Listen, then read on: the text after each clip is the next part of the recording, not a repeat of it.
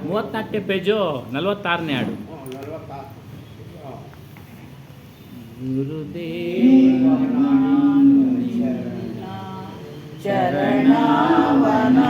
ಚರಣವನಂಬಿದೇನೋ ಕಡೆ ಆಯಿಸಿನ್ನು ದೇವಾ ನಾನಿನ್ನ ನಂಬಿದೇನೋ ಗುರುದೇವ ನಾನು ನಿನ್ನ ಚರಣವನಂಬಿದೇನೋ ಕಡೆ ಆಯಿಸಿನ್ನು ದೇವಾ ನಾನಿನ್ನ ನಂಬಿದೇನೋ ಮುಂದಿನ್ನು ಗರ್ಭಕ್ಕೆನ್ನ ತಳ್ಳದಿರಯ್ಯ ಗುರುವೇ ಮುಂದಿನ್ನು ಗರ್ಭಕ್ಕೆನ್ನ ತಳ್ಳದಿರಯ್ಯ ಗುರುವೇ ಜಠರಾಗ್ನಿ ವೇಗವನ್ನು ಸಹಿಸಲಾರೆನೋ ನಾನು ಜಠರಾಗ್ನಿ ವೇಗವನ್ನು ಸಹಿಸಲಾರೆನು ನಾನು ಗುರುದೇವ ನಾನು ನಿನ್ನ ಚರಣವನಂಬಿದೇನೋ ಕಡೆ ಆಲಿಸಿನ್ನು ದೇವಾ ನಾನಿನ್ನ ನಂಬಿದೇನೋ ಇಂದು ಮುಂಜಾರು ಎನಗೆ ಗತಿಯಿಲ್ಲವೆಂದು ದೇವಾ ಇಂದು ಮುಂಜಾರು ಎನಗೆ ಗತಿಯಿಲ್ಲವೆಂದು ದೇವಾ ಸಕಲ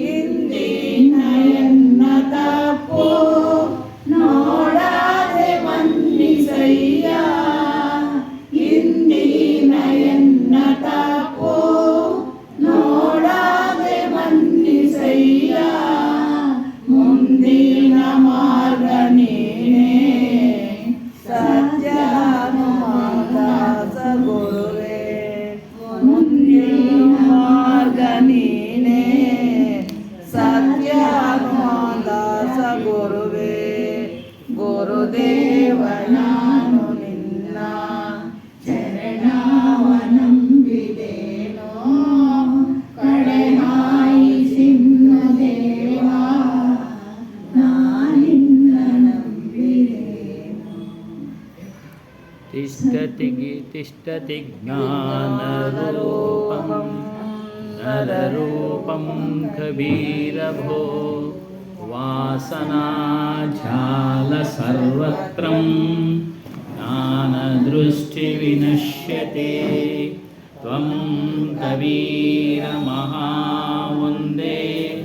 ज्ञानीनामधिकभवः जड अज्ञासमहावन्दन बोधज्ञानविमुच्यते नमोऽस्तु ते कबीरस्य साधुवृन्दनमोऽस्तु ते गोस्वामी धर्मदासस्य वन्दनं च पुनः पुनः। बोलो श्री सद्गुरु सतनामादि कबीर साहेब की जय। सद्गुरु श्री हनुमान साहेब की जय। गुरु माता जी की जय। सर्व संत महंत की जय। ಪೂಜ್ಯರು ಪ್ರಾತಸ್ಮರಣೀಯರು ಸದ್ಗುರುಗಳಾದಂಥ ಸದ್ಗುರು ಶ್ರೀ ಹನುಮಾನ್ ಸಾಹೇಬರ ದಿವ್ಯಚರಣೆಗಳಿಗೆ ಹೊಂದಿಸುತ್ತಾ, ಗುರುಮಾತಾಜಿಯವರ ದಿವ್ಯಚರಣೆಗಳಿಗೆ ಹೊಂದಿಸುತ್ತಾ, ನೆರೆದಿರುವ ಎಲ್ಲ ಭಕ್ತಿ ಮಾತೆಯರಿಗೆ ಮಾನೆಯರಿಗೆ ಹೊಂದಿಸುತ್ತಾ ಸತ್ಸಂಗ ಕಾರ್ಯಕ್ರಮವನ್ನು ಪ್ರಾರಂಭ ಮಾಡೋಣ.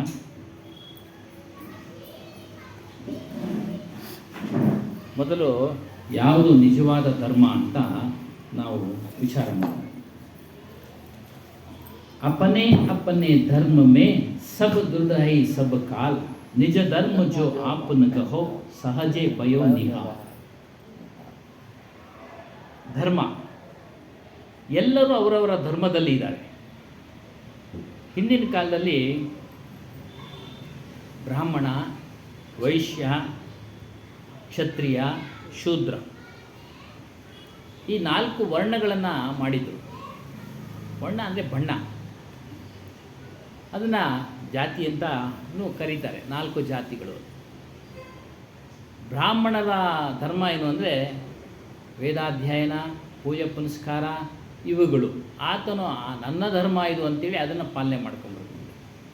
ಇನ್ನು ವೈಶ್ಯರು ವ್ಯಾಪಾರವೇ ನಮ್ಮ ಧರ್ಮ, ಅದೇ ಧರ್ಮ ಅಂತ ಅವರು ಪಾಲನೆ ಮಾಡ್ಕೊಂಡ್ರು.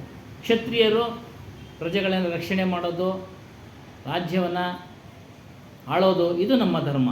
ಇನ್ನು ಶೂದ್ರರು ಅಂದರೆ ಸೇವಕರು.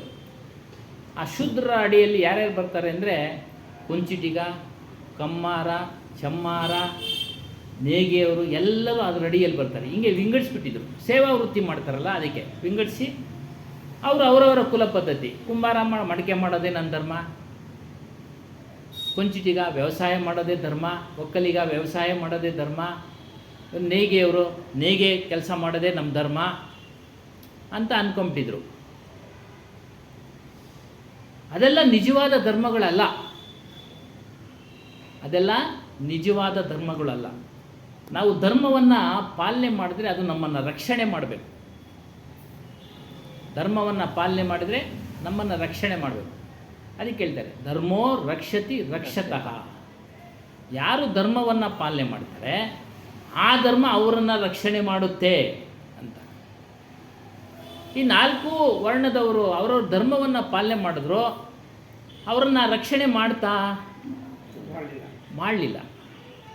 ಸಾಮಾನ್ಯ ಜೀವನದಲ್ಲೇ ಅವ್ರನ್ನ ರಕ್ಷಣೆ ಮಾಡಲಿಕ್ಕಾಗಿಲ್ಲ. ಏನೋ ಕೆಲವ್ರಿಗೆ ಜೀವನ ನಡೀತಿದೆ, ಕೆಲವ್ರಿಗೆ ಜೀವನನೇ ನಡೆಯಲ್ಲ ಅವರವ್ರ ಧರ್ಮವನ್ನು ಪಾಲನೆ ಮಾಡೋದ್ರಿಂದ. ಬ್ರಾಹ್ಮಣರಲ್ಲಿ ಎಷ್ಟು ಜನ ಬಡವರಿಲ್ಲ? ಇದ್ದಾರೆ, ತುಂಬ ಜನ ಇದ್ದಾರೆ. ಇತ್ತೀಚೆಗೇನ ಅವರು ವೇದಾಧ್ಯಯನ ಅದು ಇದು ಯೋಗ ಯಜ್ಞಗಳನ್ನು ಮಾಡಿಸ್ತಾ ಸ್ವಲ್ಪ ಇದ್ದಾರೆ. ಮೊದಲು ಸಾಕಷ್ಟು ಬಡವರಿದ್ರು, ಸಾಕಷ್ಟು ಬಡವರಿದ್ದರು. ಇನ್ನು ವೈಶ್ಯರಲ್ಲಿ ಬಡವರಿಲ್ವಾ? ಇದ್ದಾರೆ. ಕ್ಷತ್ರಿಯರಲ್ಲಿ ಬಡವರಿಲ್ವಾ? ಇದ್ದಾರೆ. ಶೂದ್ರರಲ್ಲಿ ಬಡವರಿಲ್ಲ? ಇದ್ದಾರೆ. ಅವರು ಪಾಲನೆ ಮಾಡಿಕೊಂಡಂಥ ಅವರವರ ಕುಲಕಸಬುಗಳನ್ನು ಧರ್ಮ ಅಂತೇಳಿ ಮಾಡ್ಕೊಂಬಂದರು. ಆದರೆ ಅವುಗಳು ಅವ್ರನ್ನ ರಕ್ಷಣೆ ಮಾಡಲಿಲ್ಲ. ಅವ್ರ ಜೀವನದಲ್ಲಿ ಅವ್ರನ್ನೇ ರಕ್ಷಣೆ ಮಾಡಲಿಲ್ಲ. ಎಷ್ಟೋ ದಿನ ಉಪವಾಸಗಳು ಇದ್ದು ಅವರು ಜೀವನ ಸಾಗಿಸಿದ್ದಾರೆ ಅನ್ನೋದನ್ನು ನಾವು ಕಣ್ಣಾರೆ ನೋಡಿದ್ದೀವಿ, ಕೇಳಿದ್ದೀವಿ. ಮತ್ತು ನಿಜವಾದ ಧರ್ಮ ಮತ್ತು ಆ ಧರ್ಮಗಳು ಭಗವಂತನ ಕಡೆಗೆ ತೆಗೆದುಕೊಂಡು ಹೋಗೋದಿಲ್ಲ. ಅವರು ಪಾಲನೆ ಮಾಡತಕ್ಕಂಥ ಧರ್ಮಗಳು ಕುಲಕಸಬುಗಳು ಅಂತ ಹೇಳ್ತಾರೆ, ಆ ಧರ್ಮ ಅಂತ ಹೇಳ್ಕೊಂಡು ಭಗವಂತನ ಕಡೆಗೆ ತೆಗೆದುಕೊಂಡು ಹೋಗೋದಿಲ್ಲ ಅವರು. ಆ ಧರ್ಮಗಳನ್ನ ಪಾಲನೆ ಮಾಡೋದನ್ನ ಅವನ ಹೊಟ್ಟೆ ಹಸಿವು ನೀಗಿಸುತ್ತೆ, ಅದು ನೀಗಿಸುತ್ತೆ, ಕೆಲವರಿಗೆ ಇಲ್ಲವೇ ಇಲ್ಲ. ಅವರವ್ರ ಪ್ರಾರಬ್ಧ ಕರ್ಮಾನುಸಾರ ಇದನ್ನೆಲ್ಲ ಅವರವರು ಧರ್ಮಗಳು ಅಂತೇಳಿ ಪಾಲನೆ ಮಾಡ್ಕೊಂಬಂದರು. ಯಾವುದು ರಕ್ಷಣೆ ಮಾಡುತ್ತೆ, ಯಾವುದು ಭಗವಂತ ಅಂದರೆ ಆತ್ಮ, ಪರಮಾತ್ಮ, ಆತ್ಮವೇ ಪರಮಾತ್ಮ. ಆ ಪರಮಾತ್ಮನ ಕಡೆಗೆ ಯಾವುದು ತೆಗೆದುಕೊಂಡು ಹೋಗುತ್ತೋ ಅದು ನಿಜವಾದ ಧರ್ಮ. ನೋಡಿ, ಅದು ರಕ್ಷಣೆ ಮಾಡುತ್ತೆ ನಮ್ಮನ್ನು. ಅದಕ್ಕೆ ಇಲ್ಲಿ ಹೇಳ್ತಾರೆ, ನಿಜ ಧರ್ಮ ಜೋ ಆಪನ ಕಹೋ ಸಹಜೇ ಭಯೋ ನಿಹಾಲ್. ನಿಜ ಧರ್ಮದ ಯಾವುದು ಅಂದರೆ ನಿಮ್ಮೆಲ್ಲರ ಸ್ವರೂಪ, ನಿಮ್ಮೆಲ್ಲರ ಆತ್ಮ. ಅದನ್ನು ನಾವು ತಿಳಿಯೋದು, ಅದನ್ನು ನಿಲ್ಲೋದೇ ನಿಜವಾದ ಧರ್ಮ. ಇನ್ನೆಲ್ಲ ವ್ಯಾವಹಾರಿಕವಾಗಿ ಧರ್ಮಗಳು ಅವೆಲ್ಲ. ಹಿಂದೂ ಧರ್ಮ, ಮುಸ್ಲಿಂ ಧರ್ಮ, ಅದು ಗುರುತಿಸ್ಕೊಳ್ಳೋದಕ್ಕೆ, ಕ್ರಿಶ್ಚಿಯನ್ ಧರ್ಮ, ಪಾರ್ಸಿ ಧರ್ಮ, ಒಂದು ಗುಂಪನ್ನು ಗುರುತಿಸ್ಕೊಳ್ಳೋದಕ್ಕೆ ಅದು ಧರ್ಮಗಳಷ್ಟೇ. ಅವುಗಳಿಂದ ರಕ್ಷಣೆ ಆಗ್ತಿದೆಯಾ? ಇಲ್ಲ. ನಾವು ಇತಿಹಾಸ ನೋಡ್ತಾ ಇದ್ದೀವಿ. ನಮಗೆ ಹಿಂದೆ ಒಂದು 700-800 ವರ್ಷಗಳ ಹಿಂದೆ ನಮ್ಮ ಮೇಲೆ ದಾಳಿ ಮಾಡಿದ್ರು ಹೊರಗಿನವರು. ದಾಳಿ ಮಾಡಿ ಇಲ್ಲಿನ ಜನರಿಗೆ ತೊಂದರೆ ಕೊಟ್ಟರು, ಮತಾಂತರ ಮಾಡಿದ್ರು, ಅತ್ಯಾಚಾರ ಮಾಡಿದ್ರು, ಹತ್ಯೆ ಮಾಡಿದ್ರು. ಅವ್ರನ್ನೆಲ್ಲ ಅವ್ರವ್ರು ಪಾಲನೆ ಮಾಡಿದ ಧರ್ಮಗಳು ರಕ್ಷಣೆ ಮಾಡಲಿಲ್ಲ. ಮಾಡಿದ್ವಾ? ಇಲ್ಲ, ಮಾಡಲಿಲ್ಲ. ಅದು ಈಗಲೂ ನಡೀತಾ ಇದೆ. ರಕ್ಷಣೆ ಮಾಡೋದು ಯಾವುದು ಅಂದರೆ ನಮ್ಮ ಸ್ವರೂಪ. ಏನು ಜೀವನದಲ್ಲಿ ರಕ್ಷಣೆ ಮಾಡೋದಲ್ಲ, ಹುಟ್ಟೋದನ್ನು ತಪ್ಪಿಸುತ್ತೆ. ನಿಮ್ಮ ಪ್ರಾರಬ್ಧ ಏನೈತೋ ಅದು ಅನುಭವಿಸಿ ತಿರಲೇಬೇಕು. ಬೇರೆ ಧರ್ಮದವ್ರು ನಿಮ್ಮ ಮೇಲೆ ಹಲ್ಲೆ ಮಾಡ್ಬೋದು, ಅದು ಪ್ರಾರಬ್ಧ. ಅದರಿಂದ ರಕ್ಷಣೆ ನೀನು ಪಡಿಬೇಕು. ನೀನು ಬುದ್ಧಿವಂತಿಕೆಯಿಂದ ಅದನ್ನು ರಕ್ಷಣೆ ಪಡಿಬೇಕು. ಯುಕ್ತಿಯಿಂದ ರಕ್ಷಣೆ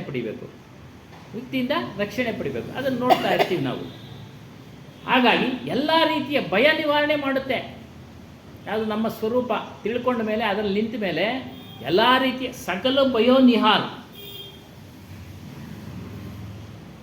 ಎಲ್ಲ ರೀತಿ ಭಯ. ನೋಡಿ, ಆಧ್ಯಾತ್ಮಿಕ ದುಃಖದಲ್ಲಿ 2 ವಿಧ ದುಃಖ. ಒಂದು ಶಾರೀರಿಕ ದುಃಖ, ಒಂದು ಮಾನಸಿಕ ದುಃಖ. ಶಾರೀರಿಕ ದುಃಖ ಯಾವುದಂದರೆ ಕಾಯಿಲೆ ಕಸಾಲೆಗಳು, ಶಾರೀರಿಕ ದುಃಖ. ಇದನ್ನು ನಾವು ಅನುಭವಿಸಿ ತಿರಲೇಬೇಕು. ಮೊನ್ನೆ ಡಾಕ್ಟ್ರು ಬಂದಿದ್ದರು ಹೋದ ವಾರದಲ್ಲಿ, ಸೋಮವಾರ. ಔಷಧಿಗಳು ಹೇಳಿದರು. ಕಾಯಿಲೆ ಬರದೇ ಇರೋ ಹಾಗೆ ಏನಾದರೂ ಔಷಧಿ ಹೇಳಿದ್ರ ನಮಗೆ? ಇಲ್ಲ. ಹೇಳಿದ್ರಮ್ಮ?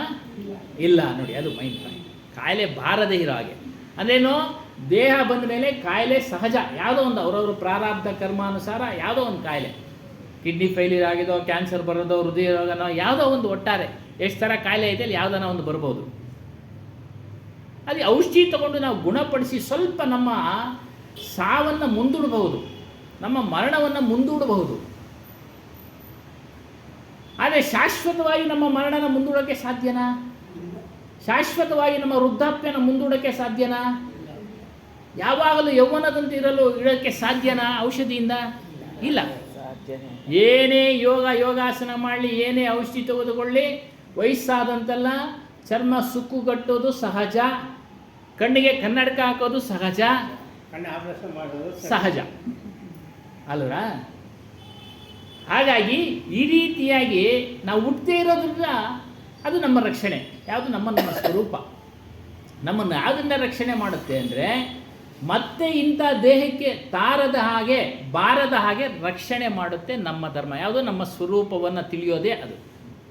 ಮತ್ತು ಶಾರೀರಿಕ ದುಃಖ ಆಯಿತು. ಇನ್ನು ಮಾನಸಿಕ ದುಃಖ ಯಾರಿಗಿಲ್ಲ? ಮಾನಸಿಕ ದುಃಖ ಅಂದರೆ ಚಿಂತೆ, ಕೊರತೆ, ಕೋರಿಕೆ, ಭಯ. ಚಿಂತೆ ಯಾರಿಗಿಲ್ಲ? ನಮಗೂ ಇದೆ. ನಾನು ಹಂಗಾಗಬೇಕಾಯ್ತು, ಹಿಂಗಾಗಬೇಕಾಯ್ತು, ಚಿಂತೆ. ಆಮೇಲೆ ಮುಂದಕ್ಕಾದ್ರೂ ನಾವು ಚೆನ್ನಾಗಿರಬೇಕು ಅಂತ ಏನಾದರೂ ವ್ಯವಸ್ಥೆ ಮಾಡ್ಕೊಳ್ಳೋಕ್ಕೆ ಪ್ರಯತ್ನ ಪಡೋದು ತಪ್ಪಲ್ಲ, ಚಿಂತೆ. ಇನ್ನು ಕೋರಿಕೆ, ಅದು ಬೇಕು, ಇದು ಬೇಕು. ನೀನು ಎಷ್ಟು ಪಡ್ಕೊಂಬಂದಿದ್ಯೋ ಅಷ್ಟೇ ಸಿಗೋದು, ಹೆಚ್ಚುವರಿ ಸಿಗೋದಿಲ್ಲ.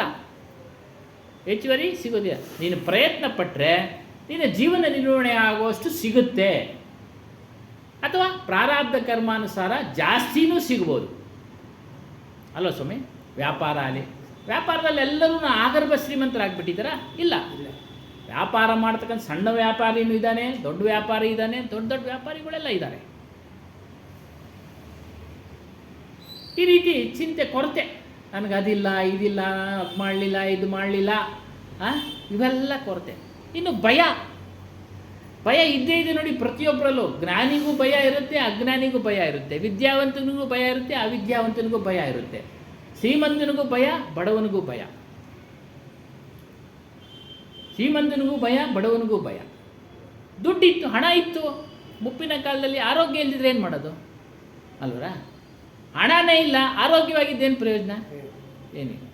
ಹೀಗಾಗಿ ನನಗೆ ಅದು ಬಂದುಬಿಟ್ರೆ ಭಯ, ಅದು ಬಂದ್ಬಿಡುತ್ತೇನೋ, ಇದು ಬಂದ್ಬಿಡುತ್ತೇನೋ, ಒಟ್ಟಾರೆ ಭಯ. ಈ ರೀತಿ ಎಲ್ಲ ರೀತಿಯ ಭಯಗಳನ್ನು ನಿವಾರಣೆ ಮಾಡತಕ್ಕಂಥದ್ದು ಯಾವುದೋ? ನಮ್ಮೆಲ್ಲರ ಸ್ವರೂಪ, ನಮ್ಮೆಲ್ಲರ ಆತ್ಮ. ಹೇಗೆ ನಿವಾರಣೆ ಮಾಡುತ್ತೆ? ಅದ್ರಲ್ಲಿ ನಾವು ಹೋಗಿ ಶಾಶ್ವತವಾಗಿ ನಿಂತ್ಕೊಂಡ್ಬಿಡ್ತೀವಿ ನಮ್ಮ ಮರಣದ ನಂತರ. ಅದನ್ನು ತಿಳಿಯೋದಕ್ಕೆ, ಅದರಲ್ಲಿ ನಿಲ್ಲೋದಕ್ಕೆ ಅಭ್ಯಾಸ ಇವೆಲ್ಲ. ಸತ್ಸಂಗ ಕೇಳೋದು, ಗುರುವನ ಸ್ಮರಣೆ ಮಾಡೋದು, ಗುರುವಿನಿಂದ ದೀಕ್ಷೆ ಪಡೆದು ಅದರಲ್ಲಿ ಧ್ಯಾನ ಮಾಡೋದು, ಏನೋ ಆತ್ಮಧ್ಯಾನ, ಗುರುವಿನ ಧ್ಯಾನ, ಇವೆಲ್ಲ ಮಾಡೋದು. ಅದಕ್ಕೇನೆ ಏಕಾಏಕಿ ಸಿಗೋದಿಲ್ಲ, ಏಕಾಏಕಿ ಸಿಗೋದಿಲ್ಲ. ಇವತ್ತು ಮಳೆ ಬರ್ತಾ ಇತ್ತು, ಹೇಳಿದ್ರು ಆಬ್ಸೆಂಟ್ ಆಗಿಬಿಟ್ರೆ ನಷ್ಟ ಆಗ್ಬಿಡುತ್ತೆ ಒಂದಿನ ನಮಗೆ. ಹಾಗಾಗಿ ನಾವು ಏನಾದರೂ ಒಂದು ಯುಕ್ತಿ ಉಪಾಯ ಮಾಡಿ ಸತ್ಸಂಗ ಕೇಳಕ್ಕೆ ಬರಬೇಕು. ಅದೇ ರೀತಿಯಾಗಿ ನಾವು ಪ್ರಯತ್ನ ಪಡ್ತಾ ಪಡ್ತಾ ಅದು ನಮಗೆ ಸಿಗುತ್ತೆ. ಅಭ್ಯಾಸ ಮಾಡಬೇಕು. ಅಭ್ಯಾಸ ಮಾಡದೇ ಇದ್ರೆ ಸಿಗೋದಿಲ್ಲ ಯಾವುದೂ. ಅದಕ್ಕೊಂದು ಕಡೆ ಹೇಳ್ತಾರೆ, ಅಭ್ಯಾಸ ಮಾಡಿ. ಅಭ್ಯಾಸ ಏನು? ದಿನನಿತ್ಯ ನೀವು ಕೇಳಿದ್ದನ್ನು ಮನನ ಮಾಡೋದು ಅಭ್ಯಾಸ. ದಿನನಿತ್ಯ ನೀವು ಕೇಳೋದನ್ನು ಮನನ ಮಾಡೋದು ಅಭ್ಯಾಸ ಮಾಡ್ಕೊಳ್ಳಿ. ಹೇಳ್ತಾರೆ, ಕರತ್ ಕರತ್ ಅಭ್ಯಾಸ ಆಸ್ ದರಸೆ ಆತಮ ರೂಪ್ ಉದ್ಭವ ಉರ್ಮೆ ಹೋಯ್ ಹೀಗೆ ಅನುಭವ ಶಕ್ತಿ ಅನೂಪ್. ಗುರುವಿನಿಂದ ದೀಕ್ಷೆ ಪಡ್ಕೊಂಡು ಆ ಆತ್ಮಧ್ಯಾನ ಮಾಡ್ತಾ ಮಾಡ್ತಾ ಮಾಡ್ತಾ ನೀವು ಆತ್ಮನಲ್ಲಿ ನಿಲ್ಲುವಂತರಾಗ್ಬಿಡ್ತೀರಾ. ಜೀವಂತವಾಗಿರೋವಾಗಲೇ, ಮರಣ ಆದಮೇಲಲ್ಲ. ಮರಣದ ಸಮಯದಲ್ಲಿ ನಮಗೆ ಅದು ಕೆಲಸಕ್ಕೆ ಬಂದು ನಾವು ಹುಟ್ಟು ಸಾವಳ ಬಂಧನದಿಂದ ಬಿಡುಗಡೆ ಆಗ್ತೀವಿ. ಇದು ನಿಜವಾದ ರಕ್ಷಣೆ. ನಮ್ಮ ಧರ್ಮದ ಅದೇ ನಮ್ಮ ಸ್ವರೂಪವನ್ನು ತಿಳಿಯೋದು ಧರ್ಮ. ಅದ್ರಲ್ಲಿ ನಿಲ್ಲೋದು ನಿಜವಾದ ಧರ್ಮ. ಅದು ನಿಲ್ಲೋದು ನಿಜವಾದ ಧರ್ಮ. ಅದಕ್ಕೆ ಅಭ್ಯಾಸ ಮಾಡ್ಕೊಬೇಕು. ಅದಕ್ಕೆ ಸತ್ಸಂಗ ಕೇಳಬೇಕು, ಮನನ ಮಾಡಬೇಕು, ಗುರುವಿನಿಂದ ಕೇಳಬೇಕು, ದೀಕ್ಷೆ ಪಡ್ಕೊಬೇಕು, ಗುರು ಧ್ಯಾನ ಮಾಡಬೇಕು, ಆತ್ಮಧ್ಯಾನ ಮಾಡಬೇಕು. ಇವೆಲ್ಲ ಆತ್ಮಧ್ಯಾನ ಮಾಡಬೇಕು. ಇವೆಲ್ಲ ಅದನ್ನ ಅಭ್ಯಾಸ ಮಾಡಿ. ಮೊನ್ನೆ ಡಾಕ್ಟ್ರ್ ಹೇಳ್ಬಿಟ್ರು ನಮಗೆ, ಏನು ಹೇಳಿದ್ರು ಅಂದರೆ, ಏನು ಹೇಳಿದ್ರಮ್ಮ, ಏನೇನು ತಿನ್ಬೋದು ಅಂತ ಹೇಳಿದ್ರು ಅಲ್ವರಾ? ತರಕಾರಿ ಜೊತೆ ಸೊಪ್ಪು ಜೊತೆಗೆ ಚಿಕನ್ನು ಮಟನು ಅದೆಲ್ಲ ತಿನ್ನಿ ಅಂದರು. ಮೊಟ್ಟೆ ಎಲ್ಲ ತಿನ್ನಿ ಅಂದರು. ನೋಡಿ, ಅವೆಲ್ಲ ಪ್ರೋಟೀನ್ಸ್ ಅಂತ. ಸಸ್ಯಾಹಾರದಲ್ಲೇ ಪ್ರೋಟೀನ್ಸ್ ಇದೆ. ಪ್ರೋಟೀನ್ ಪೌಡ್ರೇ ಬರುತ್ತೆ. ಅರ್ಥ ಆಯ್ತಮ್ಮ? ಕಾಳುಗಳಲ್ಲಿ ಪ್ರೋಟೀನ್ ಪೌಡ್ರ್ ಅದಕ್ಕಿಂತ 10ರಷ್ಟಿದೆ, 100ರಷ್ಟಿದೆ ಸಸ್ಯಾಹಾರದಲ್ಲಿ. ಹಿಂಸೆ ಮಹಾಪಾಪ. ಮೊನ್ನೆ ನಾಗರ ಪಂಚಮಿ ಹೋಯ್ತು ಅಲ್ವರಾ? ನಾಗರ ಪೂಜೆಗಳನ್ನೆಲ್ಲ ಮಾಡ್ತಾರೆ ಅಲ್ವರಾ? ಒಂದು ನಾಗರಾವನ ಹೊಡೆದಾಕಿದ್ರೆ ದೋಷ ಅಂತ ಹೇಳ್ತಾರಲ್ವರ? ಅಲ್ವಾ ಸ್ವಾಮಿ? ಅಲ್ವರಮ್ಮ? ಅದೇ ಪ್ರಾಣಿ ಹಿಂಸೆ ಮಾಡಿ ಅದನ್ನು ಹತ್ಯೆ ಮಾಡಿ ಅದನ್ನು ತಿನ್ನೋದು ದೋಷ ಅಲ್ವಾ? ಹಾಂ, ನೋಡಿ, ಅದನ್ನು ಅಭ್ಯಾಸ ಇರೋರು ತಿನ್ನಲಿ ಅಂತ ಹೇಳ್ಬೋದಾಯಿತು. ಎಲ್ಲ ತಿನ್ನಿರಿ, ಮಾಡಿರಿ. ಮೊಟ್ಟೆ ಯಾವುದರಿಂದ ಬರುತ್ತೆ? ಸಸ್ಯಾಹಾರ ಅಂದರು. ವೈದ್ಯರು ನಿರ್ಣಯ ತೆಗೆದುಕೊಂಡಿರೋದು ಅದೆಲ್ಲ. ವೈದ್ಯರು ನಿರ್ಣಯ ತೆಗೆದುಕೊಂಡಿರೋದು ಅವೆಲ್ಲ. ಆದರೆ ಅದು ಸಸ್ಯಾಹಾರ ಅಲ್ಲ. ಎಲ್ಲಿಂದ ಬರುತ್ತೆ? ಅದು ಕೋಳಿಯಿಂದ ಬರುತ್ತೆ ಅಲ್ವರಾ? ಮೊಟ್ಟೆ ಅವೆಲ್ಲ ತಿನ್ನಬಾರ್ದು. ಅದಕ್ಕೆ ಇಲ್ಲಿ ಹೇಳ್ತಾರೆ, ಯಾವುದು? ಹಿಂಸಾ ಹಿ ಬಡಾ ಪಾಪ ಹೈ. ನೋಡಿ, ಒಂದು ಪ್ರಾಣಿನ ಹತ್ಯೆ ಮಾಡ್ಬೇಕಾದ್ರೆ ಅದು ಕೊರಳು ಕೊಡುತ್ತಾ, ನಾನು ಕುಯ್ರಿ ತಿನ್ರಿ ಅಂತ ಏನ್ರಮ್ಮ? ಬಲವಂತವಾಗಿ ಅದನ್ನು ಕೈ ಕಾಲು ಹಿಡ್ಕೊಂಡು ಕಟ್ಟಾಕಿ ಕುಯ್ತಾರೆ ಅಲ್ವಾ?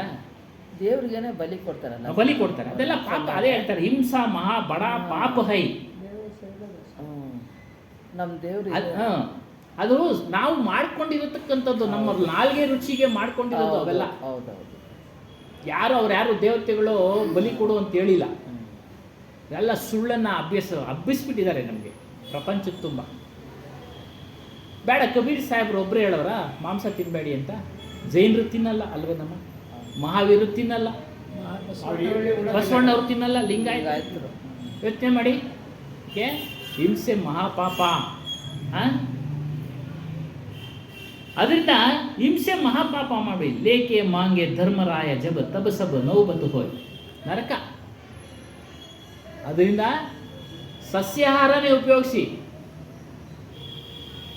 ನಾವು ಭಗವಂತನ ಕಡೆಗೆ ಹೋಗಬೇಕಾದ್ರೆ ಹಿಂಸೆ ಮಾಡಬಾರ್ದು. ದೇಹದಿಂದ ಹಿಂಸೆ ಮಾಡಬಾರ್ದು, ಮನಸ್ಸಿನಿಂದ ಹಿಂಸೆ ಮಾಡಬಾರ್ದು, ಮಾತಿನಿಂದ ಹಿಂಸೆ ಮಾಡಬಾರ್ದು. ನೋಡಿ, ಅದೊಂದೇ ಇಲ್ಲ. ಅದನ್ನು ನಾವು ಹತ್ಯೆ ಮಾಡಬೇಕಾದ್ರೆ ನಮ್ಮ ದೇಹ ಕೆಲಸ ಮಾಡುತ್ತಲ್ವಾ. ಯಾರೋ ಮಾಡಿದ್ದು ಅದು ಅವನಿಗೆ ಸೇರುತ್ತೆ, ನಾವು ತಿಂದರೆ ಏನು ತಪ್ಪೇನಿಲ್ಲ ಅಂದರೆ ನಿಮಗೂ ಪಾಲು ಅದರಲ್ಲಿ. ನಿಮಗೂ ಪಾಲು, ತಿನ್ನೋರಿಗೂ. ಮಾರೋನಿಗೆ ಪಾಲು, ಹತ್ಯೆ ಮಾಡಿದವನಿಗೆ ಪಾಲು, ತಿನ್ನೋನಿಗೂ ಪಾಲು ಪಾಪದಲ್ಲಿ. ಅದಕ್ಕೆ ಬೇಕಾದ್ರೆ ಸಸ್ಯಾಹಾರಿ ಉಪಯೋಗಿಸ್ಕೊಳ್ಳಿ, ಔಷಧಿ ತಗೊಳ್ಳಿ, ನೀವು ಕಾಯಿಲೆನ ಗುಣ ಮಾಡ್ಕೊಳ್ಳಿ, ಚೆನ್ನಾಗಿರಿ. ಆದರೆ ಅವ್ರು ಹೇಳ್ದಂತೆ, ವೈದ್ಯರು ಹೇಳ್ದಂತೆ ನಾವು ಕೇಳೋದು ತಪ್ಪು. ಯಾಕಂದರೆ ನಾವು ಭಗವಂತನ ಕಡೆ ಹೋಗೋಕ್ಕೆ ಪ್ರಯತ್ನ ಪಡ್ತಾ ಇದ್ದೀವಿ. ಭಗವಂತನ ಕಡೆ ಹೋಗೋರಿಗೆ ಈ ಮಾತನ್ನು ನಾವು ಹೇಳ್ತಾ ಇದ್ದೀವಿ. ಆಚೆ ಕಡೆಯವ್ರಿಗೆ ಹೇಳೋಕ್ಕಾಗತ್ತಾ ನಾವು? ಇಲ್ಲ. ಇಲ್ಲಿ ಯಾರು ಬಂದು ಕುಳಿತಿರ್ತಾರೋ, ಯಾರು ಕೇಳ್ತಾ ಇರ್ತಾರೋ ಸತ್ಸಂಗನ, ಅವ್ರಿಗೆ ಹೇಳೋದು ಅಷ್ಟೇ. ಹಾಗಾಗಿ ಮಾಡಬೇಡಿ, ಹಿಂಸೆ ಮಹಾಪಾಪ. ಯಾವ ರೀತಿ ಸುಳ್ಳನ್ನು ಹಬ್ಬಿಸ್ಬಿಟ್ಟಿದ್ದಾರೆ ಅಂದರೆ ಇಲ್ಲಿ ಹೇಳ್ತಾರೆ ನೋಡಿ, ಅಂಕುರ ಬಕೆ ಸೋ ಮಾನವ್, ಮಾಂಸ ಬಕೆ ಸೋ ಸ್ವಾನ್. ಅಂಕುರ ಅಂದರೆ ಸಸ್ಯಾಹಾರಿ. ಸಸ್ಯಾಹಾರನ ಊಟ ಮಾಡತಕ್ಕಂಥವನು ಮನುಷ್ಯ. ಸಸ್ಯಾಹಾರಗಳನ್ನು ಊಟ ಮಾಡತಕ್ಕಂಥವನು ಮನುಷ್ಯ. ಮಾಂಸವನ್ನು ಊಟ ಮಾಡತಕ್ಕಂಥವನು ರಾಕ್ಷಸ. ನಾಯಿ, ಶ್ವಾನ ಅಂತ ಹೇಳಿದ್ರು. ಶ್ವಾನ ಜೀವ ಒದೇಸೋ ಕಾಲ ಹೈ. ಯಾವ ಜೀವಿಗಳನ್ನು, ಅದು ಒಂದು ಜೀವಿನೇ. ನಾವು ಅದಕ್ಕೆ ಮೃತ್ಯುವಾಗಿ ಅದನ್ನು ವಧೆ ಮಾಡಿದ್ರೆ ನಮಗೆಲ್ಲ ಸದಾ ನರಕ ಪರಮಾತ್ಮ. ನರಕ ತಪ್ಪಿದ್ದಲ್ಲ. ನರಕ ಅಂದರೆ ಯಾವುದೋ ಒಂದು ಲೋಕ, ಅಲ್ಲೋಗಿ ಯಮಧರ್ಮರಾಯ ನಮ್ಮನ್ನು ಕೂಯ್ತಾನೆ ಮಾಡ್ತಾನೆ, ಅವೆಲ್ಲ ಕಲ್ಪನೆಗಳು. ಹಾಸ್ಪಿಟ್ಲಿಗೆ ಹೋಗ್ಬಿಡ್ಬೇಕು, ಇಲ್ಲೇ ನರಕ ನೋಡ್ತೀವಿ ಅಂತ ಹೇಳ್ತಾರೆ ಅಲ್ವರ. ಒಂದು ರೌಂಡ್ ಹಾಸ್ಪಿಟ್ಲ್ ನೋಡ್ಕೊಂಬಂದ್ಬಿಡಿ. ಅವ್ರು ನರಳ್ತಾ ಇರೋದು ನೋಡಿದ್ರೆ ಯಾಕೆ ಬಾಳಪ್ಪ ಈ ನರಕ ಅಂತೀವಿ. ಅದಕ್ಕೆ ನರಕ ಯಾವುದು ಅನ್ನೋದ್ರೆ ಮೂಲ ಕಬೀರ್ ಸಾಹೇಬ್ರು ಹೇಳ್ತಾರೆ, ತಾಯಿ ಗರ್ಭನೇ ನರಕ. ಅಷ್ಟು ಅಲ್ಲಿ ಹಿಂಸೆ ಇದೆ ಶಿಶುಗೆ. ಹೊರಗಡೆ ಬಂದ ಮೇಲೆ ಮರ್ತು ಬಿಡುತ್ತದು, ಮಾಯೆ ಆವರಿಸ್ಬಿಡುತ್ತೆ. ಹೇಳುತ್ತೆ, ಇದರಿಂದ ಯಾವಾಗ ಪಾರಾಗ್ತೀನೋ ಅಂತ ಅದು ಚಿಂತನೆ ಮಾಡ್ತಾ ಇರುತ್ತಂತೆ ಆ ಶಿಶು ಇದ್ದಾಗ ಎಲ್ಲ ಒಂದು ಸಂಸ್ಕಾರಗಳು, ಹಿಂದಿನ ಜನ್ಮ ಸಂಸ್ಕಾರಗಳು ಅವಾಗ ಅರಿವಾಗ್ತಾ ಇರ್ತವೆ. ಹೊರಗಡೆ ಬರೋವಾಗ ಆ ಕಷ್ಟವನ್ನು ತಾಳಲಾರದೆ ಹೇಳುತ್ತಂತೆ. ಅವರದ್ದು ಹಿಂದೆ ಯಾವುದೋ ಒಂದು ರಾಮನೋ ಕೃಷ್ಣನೋ ಪೂಜೆ ಮಾಡಿದೆ. ಹೇ ರಾಮ, ಈ ಕಷ್ಟದಿಂದ ನನ್ನ ಬಿಡುಗಡೆ ಮಾಡಮ್ಮ, ಮತ್ತೆ ನಾನು ಇಂಥ ಸ್ಥಿತಿಗೆ ಬಾರದ ಹಾಗೆ ಮಾಡ್ಕೊಳ್ತೀನಿ ಅಂತೇಳಿ ಶಪಥ ಮಾಡುತ್ತಂತೆ. ಪ್ರತಿಯೊಂದು ಶಿಶು ಶಪಥ ಮಾಡುತ್ತದೆ. ಆದರೆ ಹೊರಗಡೆ ಬಂದ ಮೇಲೆ ಮಾಯೆಯಲ್ಲಿ ಬಿದ್ದೋಗ್ತಾನೆ, ಮಾಯೆಯಲ್ಲಿ ಬಿದ್ದು ಮರ್ತೋಗ್ತಾನೆ.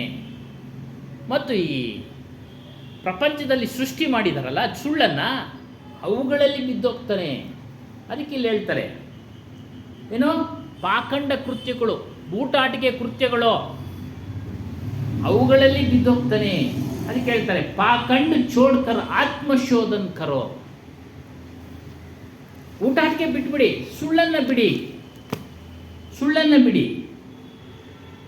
ಬಸಂತ್ ಅಂತ ಅದರ ಹೇಳ್ತಾರೆ, ಅಮರೇ ಕಹಲಕ್ ನಾಹಿ ಪತಿ ಯಾರ್, ಆಪ್ ಬೂಡೆ ನರ್ ಸಲಹಿ ಧಾ.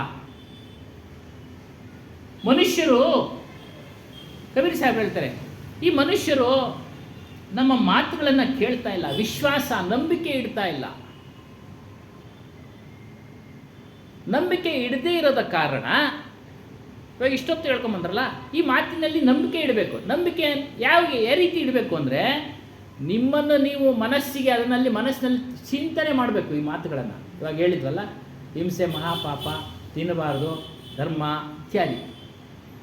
ಯಾವಾಗ ಇದನ್ನು ಚಿಂತನೆ ಮಾಡ್ತೀರೋ ನಿಮಗೆ ನಿಮ್ಮಲ್ಲೇ ನಂಬಿಕೆ ಬರುತ್ತೆ, ವಿಶ್ವಾಸ ಬರುತ್ತೆ. ಹೇಳಿರೋದು ಸತ್ಯನಪ್ಪ, ಹೇಳಿರೋದು ಸತ್ಯ. ನೀವು ಚಿಂತನೆ ಮಾಡಬೇಕು. ಯಾಕಂದರೆ ನಿಮಗೆಲ್ಲರಿಗೂ ಚಿಂತನೆ ಮಾಡೋ ಶಕ್ತಿ ಇದೆ. ಮನುಷ್ಯನಿಗೆ ವಿಶೇಷವಾಗಿ ಚಿಂತನೆ ಮಾಡೋ ಶಕ್ತಿ ಇದೆ. ಮನಸ್ಸಿದೆ, ಮನಸ್ಸಿನ ಮೂಲಕ ಚಿಂತನೆ ಮಾಡಬೇಕು, ಮನಸ್ಸಿನ ಮೂಲಕ ಚಿಂತನೆ ಮಾಡಬೇಕು. ಹಾಗಾಗಿ ವಿಶ್ವಾಸ ಇರಲ್ಲ. ಚಿಂತನೆ ಮಾಡಿದರೆ ವಿಶ್ವಾಸ ಬರುತ್ತೆ, ಚಿಂತನೆ ಮಾಡದೇ ಇದ್ರೆ ವಿಶ್ವಾಸ ಇಲ್ಲ. ಈ ವಿಶ್ವಾಸವನ್ನು ಕಳೆದುಕೊಂಡಿರೋದರಿಂದ ಅವನು ಭವಸಾಗರದಲ್ಲಿ ಮುಳುಗಿದ್ದಾನೆ. ಯಾರು? ಮನುಷ್ಯ. ಸತ್ಯದ ವಿಚಾರಗಳಲ್ಲಿ ವಿಶ್ವಾಸವನ್ನು ಕಳೆದುಕೊಂಡಿರೋದ್ರಿಂದ ಭವಸಾಗರದಲ್ಲಿ ಮುಳುಗಿದ್ದಾನೆ. ಇವೆಲ್ಲ ಸತ್ಯದ ವಿಚಾರಗಳು, ಸತ್ಯದ ವಿಚಾರಗಳು. ಇಲ್ಲೊಂದು ಉದಾಹರಣೆ ಹೇಳ್ತಾರೆ. ಕಾಶಿಯಲ್ಲಿ ಮರಣ ಹೊಂದಿದರೆ ನಮ್ಮ ಪಾಪಗಳು ನಾಶವಾಗ್ತವೆ, ನಮ್ಮ ಪಾಪಗಳು ನಾಶ ಆಗ್ತವೆ. ನೋಡಿ, ಅದೆಲ್ಲ ಕಲ್ಪನೆಗಳು, ಇದೆಲ್ಲ ಕಲ್ಪನೆಗಳು. ಅದಕ್ಕೆ ಕಬೀರ್ ಸಾಹೇಬ್ರು ಹೇಳ್ತಾರೆ, ನಮ್ಮ ವ್ಯವಹಾರಗಳು ಯಾವ ರೀತಿ ಇದೆಯೋ ಅದರಂತೆ ನಮಗೆ ಗತಿ, ನಮ್ಮ ಗತಿ, ನಮ್ಮ ಮೋಕ್ಷ. ಸಾಧಾರಣವಾಗಿ ವಿಚಾರ ಹೇಳಬೇಕು ಅಂತಂದರೆ, ಒಬ್ಬ ಮನುಷ್ಯ ಒಳ್ಳೆ ರೀತಿಯಿಂದ ಬದುಕಿ ಕೆಲಸ ಕಾರ್ಯಗಳನ್ನು ಮಾಡಿ ಬದುಕ್ತಾ ಇದ್ದರೆ ಅವನ ಜೀವನ ಸಂತೋಷವಾಗಿರುತ್ತೋ ದುಃಖ ಇರುತ್ತೋ? ಸಂತೋಷ ಇರುತ್ತೆ, ತಾತ್ಕಾಲಿಕ ಸಂತೋಷ, ಆದರೂ ಸಂತೋಷವೇ. ಅದೇ ವ್ಯಕ್ತಿ ಮದ್ಯಪಾನ ಮಾಡಿ ಅವನ ಸಂಸಾರನ ಚೆನ್ನಾಗಿ ಇಟ್ಕೊಂಡಿರ್ತಾನ? ಜೂಜಾಟ ಆಡೋನು ಚೆನ್ನಾಗಿ ಇಟ್ಕೊಂಡಿರ್ತಾನ? ಇಟ್ಕೊಂಡಿರಲ್ಲ. ನೋಡಿ, ಅದೇ ರೀತಿಯಾಗಿ ಕಾಶಿ, ಅದನ್ನು ಯೋಚನೆ ಮಾಡಬೇಕು. ಕಾಶಿನಲ್ಲಿ ಸತ್ತರೆ ಪುಣ್ಯ, ಬೇರೆ ಕಡೆ ಸತ್ತರೆ ಪಾಪ, ಅವೆಲ್ಲ ಸುಳ್ಳು. ನಾವು ಯಾವ್ಯಾವ ರೀತಿ ನಡೆದಿರ್ತೇವೋ ಅದರಂತೆ ನಮ್ಮ ಫಲಗಳು, ನಮಗೆ ಫಲಗಳು. ಅದಕ್ಕೆ ಕಬೀರ್ ಸಾಹೇಬರು ಅವರು ಸಾಯೋ ಸಮಯದಲ್ಲಿ ಮಗಹರ್ಗೆ ಹೋಗ್ಬಿಟ್ರು. ಮಗಹರ್ ಅವ್ರ ಸಮಾಧಿ ಅಲ್ಲೇ ಇರೋದು, 2 ಸಮಾಧಿ. ಏನು ಚಿಂತನೆ ಅಂದರೆ, ಆ ಮಗಹರ್ ಎಂಬ ಸ್ಥಳದಲ್ಲಿ, ಹಳ್ಳಿ, ಸತ್ರೆ ನರಕಕ್ಕೆ ಹೋಗ್ತಾನೆ, ಕತ್ತೆಯಾಗಿ ಹುಟ್ಟುತ್ತಾನೆ. ಏನು ಸುಳ್ಳನ್ನು ಹರಡಿಬಿಟ್ಟಿದ್ರು ಜನಗಳು.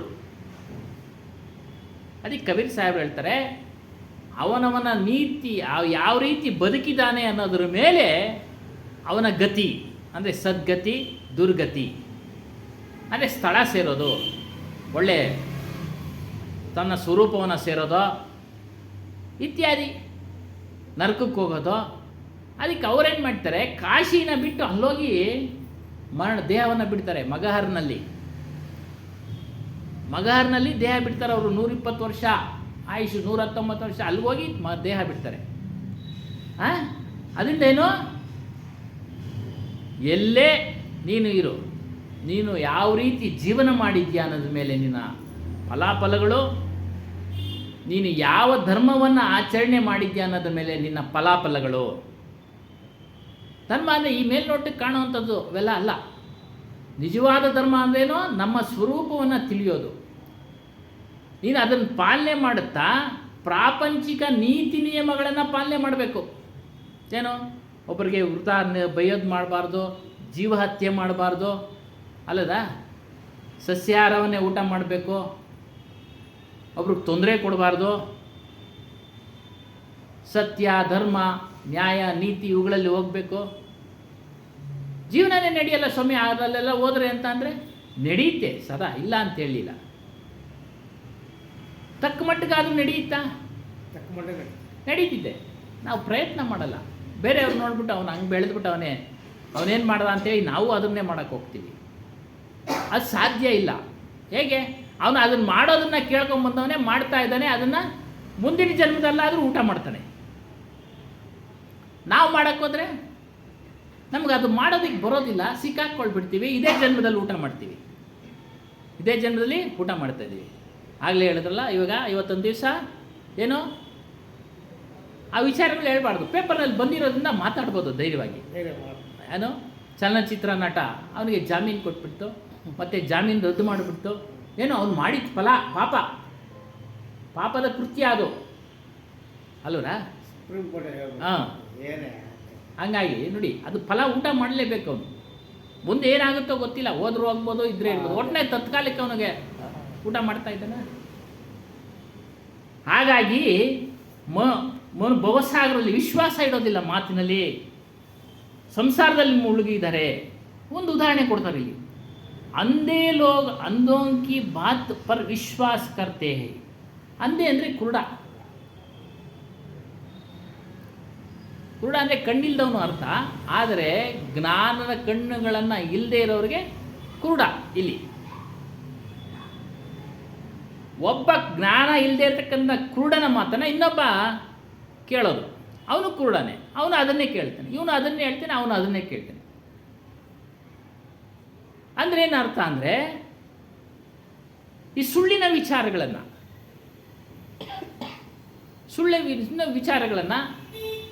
ಕೇಳೋದು ಹೇಗೆ ಅಂತಂದರೆ, ನಮಗೇನು ಶಾಂತಿ ಬೇಕು ಅಂತ ನಾವು ಬಯಸ್ತಾ ಇದ್ದೀವಿ, ಬೇಕು ಅಂತ ಬಯಸ್ತಾ ಇದ್ದೀವಿ. ನೀನು ಅಲ್ಲೋಗ್ಬಿಡು ಶಾಂತಿ ಸಿಗುತ್ತೆ, ಇಲ್ಲೋಗ್ಬಿಡು ಶಾಂತಿ ಸಿಗುತ್ತೆ, ಆ ಊರಿಗೋಗು ಈ ಊರಿಗೋಗು ಶಾಂತಿ ಸಿಗುತ್ತಾ ಶಾಂತಿ? ಮನೆಯಲ್ಲೇ ಸಿಗೋದಿಲ್ಲ ಶಾಂತಿ. ಆ ಊರಿಗೆ ಹೋಗ್ತಾ ಇದ್ರು ಬದ್ರಿನಾಥ್ ಕಡೆ ಎಲ್ಲ ಗುಡ್ಡ ಎಲ್ಲ ಕುಸಿದು ಬಿಡ್ತು. ಏನು ಸ್ವಾಮಿ, 3-4 ದಿನ ರಸ್ತೆನಲ್ಲಿ ಜೀವನ, ಎಲ್ಲಮ್ಮ ಶಾಂತಿನ ಬಯಸಿ ನಾವು ಬದ್ರಿನಾಥ್ಗೆ ಹೋಗ್ತೀವಿ, ಕೇದಾರ್ನಾಥ್ಗೆ ಹೋಗ್ತೀವಿ, ನೋಡೋದಕ್ಕೆ ಸ್ಥಳ ಅದು ಅಷ್ಟೇ, ನೋಡಬೇಕು, ನಮಗೂ ಆಸೆ ಇದೆ, ನಾನು ನೋಡಿದ್ದೀನಿ ಅಲ್ವಲ್ಲ, ನೋಡೋಣ ಬರೋಣ. ಆದರೆ ಶಾಂತಿ ಅಲ್ಲೆಲ್ಲೂ ಸಿಗೋದಿಲ್ಲ ನಿನಗೆ. ಅವಾಗೇನನ್ಸುತ್ತೆ, ಅಲ್ಲಿ 3-4 ದಿನ ಅಲ್ಲಿ ಕುತ್ಕೊಂಡ್ಬಿಟ್ಟಿದ್ದಾಗ, ರಸ್ತೆನಲ್ಲೇ ಜೀವನ ಮಾಡುವಾಗ, ಅಯ್ಯೋ ಮನೆಗೆ ಹೋದರೆ ಸಾಕಪ್ಪ, ಯಾಕಪ್ಪ ಬಂದು ಮನೆಗೆ ಹೋದರೆ ಸಾಕಪ್ಪ, ನೋಡಿ ಮನೇನ ಬಯಸುತ್ತೆ ಅವಾಗ. ಅದೇ ರೀತಿಯಾಗಿ ಹೊರಗಡೆ ಎಲ್ಲೂ ಶಾಂತಿ ಸಿಗೋದಿಲ್ಲ. ಶಾಂತಿ ಸಿಗೋದು ಅಂದರೆ ನಿಮ್ಮಲ್ಲೇ, ನಿಮ್ಮ ಸ್ವರೂಪದಲ್ಲೇ ಶಾಂತಿ. ಯಾವ ರೀತಿ ನಿಮ್ಮ ಮನೆಯಲ್ಲೇ ನೀವು ಶಾಂತಿನ ಬಯಸೋಕ್ಕೆ ಅಲ್ಲಿಂದ ವಾಪಸ್ ಬರೋಕ್ಕೆ ಇಷ್ಟಪಡ್ತೀರೋ, ಕಷ್ಟದಲ್ಲಿ ಸಿಗಾಕೊಂಡಾಗ, ಅದೇ ರೀತಿಯಾಗಿ ನಿಮ್ಮ ಸ್ವರೂಪದಲ್ಲಿ, ನಿಮ್ಮ ಆತ್ಮದಲ್ಲಿನೇ ಶಾಂತಿ, ಬೇರೆ ಎಲ್ಲೂ ಶಾಂತಿ ಇಲ್ಲ. ಅದರಿಂದ ಏನು ಮಾಡ್ತಾರೆ, ಮನುಷ್ಯ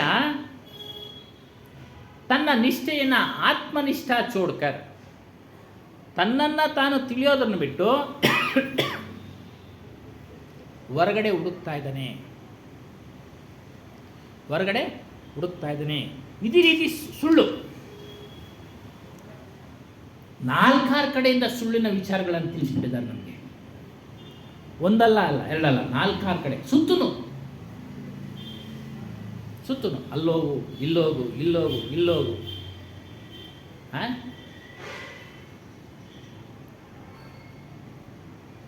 ಈ ರೀತಿ ನಮ್ಮನ್ನು ಬಲೆನಲ್ಲಿ ಸಿಕ್ಕಾಕ್ಸ್ಬಿಟ್ಟಿದ್ದಾರೆ.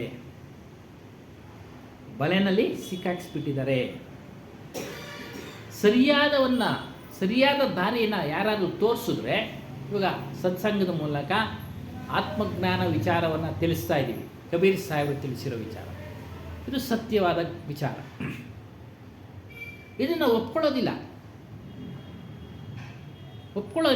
ಒಪ್ಕೊಳ್ಳೋಕ್ಕೆ ತಯಾರಿರೋದಿಲ್ಲ.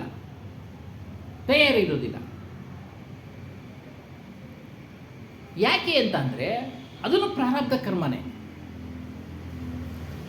ಇಲ್ಲಿ ಬರಬೇಕಾದ್ರೆ ಅಷ್ಟು ಸುಲಭವಾಗಿ ಬರೋಕ್ಕೆ ಸಾಧ್ಯ ಇಲ್ಲ. 100 ದಶಶತಕೋಟಿ 100 ಕೋಟಿ ಜನ್ಮಗಳಲ್ಲಿ ನಿಷ್ಕಾಮದಿಂದ, ಅಂದರೆ ಯಾವುದೇ ಫಲಾಪೇಕ್ಷೆ ಇಲ್ಲದೆ, ನನಗೆ ಅದು ಬೇಕು ಇದು ಬೇಕು ಅಂತೇಳಿ ಪೂಜೆ ಮಾಡೋದಲ್ಲ, ಅದು ಯಾವುದೇ ಫಲಾಪೇಕ್ಷೆ ಇಲ್ಲದೆ ನಮ್ಮ ದೇವರು ರಾಮನೋ ಕೃಷ್ಣನೋ ಪೂಜೆ ಮಾಡಿರ್ತೀವಿ. ಆ ಫಲ ನಮ್ಮನ್ನು ಇಲ್ಲಿಗೆ ಕರ್ಕೊಂಡು ಬಂದುಬಿಡುತ್ತೆ. ಕೇಳೋದಕ್ಕೆ ಅವಕಾಶ ತಂದು ಕೊಡುತ್ತೆ. ಏನು, ನಾವು ಕರ್ಮ ಮಾಡಬೇಕಾದ್ರೆ, ಕೆಲಸ ಕಾರ್ಯಗಳನ್ನು ಮಾಡಬೇಕಾದ್ರೆ ಮನುಷ್ಯ ದೇಹ ಬೇಕೋ ಪ್ರಾಣಿ ದೇಹ ಬೇಕೋ? 100 ಕೋಟಿ ಜನ್ಮಗಳಲ್ಲಿ ನಾವು ಆ ಪುಣ್ಯ ಆ ಥರ ಪೂಜೆ ಮಾಡಿರಬೇಕು. ಅದೆಲ್ಲ ಕಲೆಕ್ಟ್ ಆಗಿ, ಸಂಗ್ರಹ ಆಗಿ ನಮ್ಮನ್ನು ಇಂಥ ಒಂದು ಸ್ಥಳಕ್ಕೆ ಕರೆದುಕೊಂಡು ಬಂದು ಬಿಡುತ್ತೆ. ನೀವೆಲ್ಲ ಪುಣ್ಯವಂತರು ಬಂದಿದ್ದೀರಾ, ಕೇಳ್ತಾ ಇದ್ದೀರಾ ಅಲ್ವರಾ? ನಾವು ಪುಣ್ಯವಂತರೇ, ಕೇಳ್ತಾ ಇದ್ದೀವಿ, ಗುರುಗಳ ಹತ್ರ ಕೇಳಿದ್ವಿ, ಈಗ ಅದನ್ನೇ ನಿಮಗೆ ತಿಳಿಸ್ತಾ ಇದ್ದೀವಿ. ನಾವು ಪುಣ್ಯವಂತರೇ. ಇನ್ನು ಬೇರೆಯವರೆಲ್ಲ ಅವರು ಪುಣ್ಯವಂತರೇ. ಆದರೆ ನಾವು ಬಿಡುಗಡೆ ಮಾರ್ಗವನ್ನು, ಹುಟ್ಟು ಸಾಳು ಬಂಧನದ ಬಿಡುಗಡೆಯ ಮಾರ್ಗವನ್ನು ಆರಿಸ್ಕೊಂಡಿದ್ದೀವಿ. ಅವರು ಮತ್ತೆ ಬಂಧನದ ಮಾರ್ಗವನ್ನು ಆರಿಸ್ಕೊಂಡಿದ್ದಾರೆ. ಒಳ್ಳೆಯವರು, ಎಷ್ಟೋ ಜನ ಒಳ್ಳೆಯವರಿದ್ದಾರೆ, ಸಾರ್ವಜನಿಕರು ಅಲ್ವಾ ಸ್ವಾಮಿ?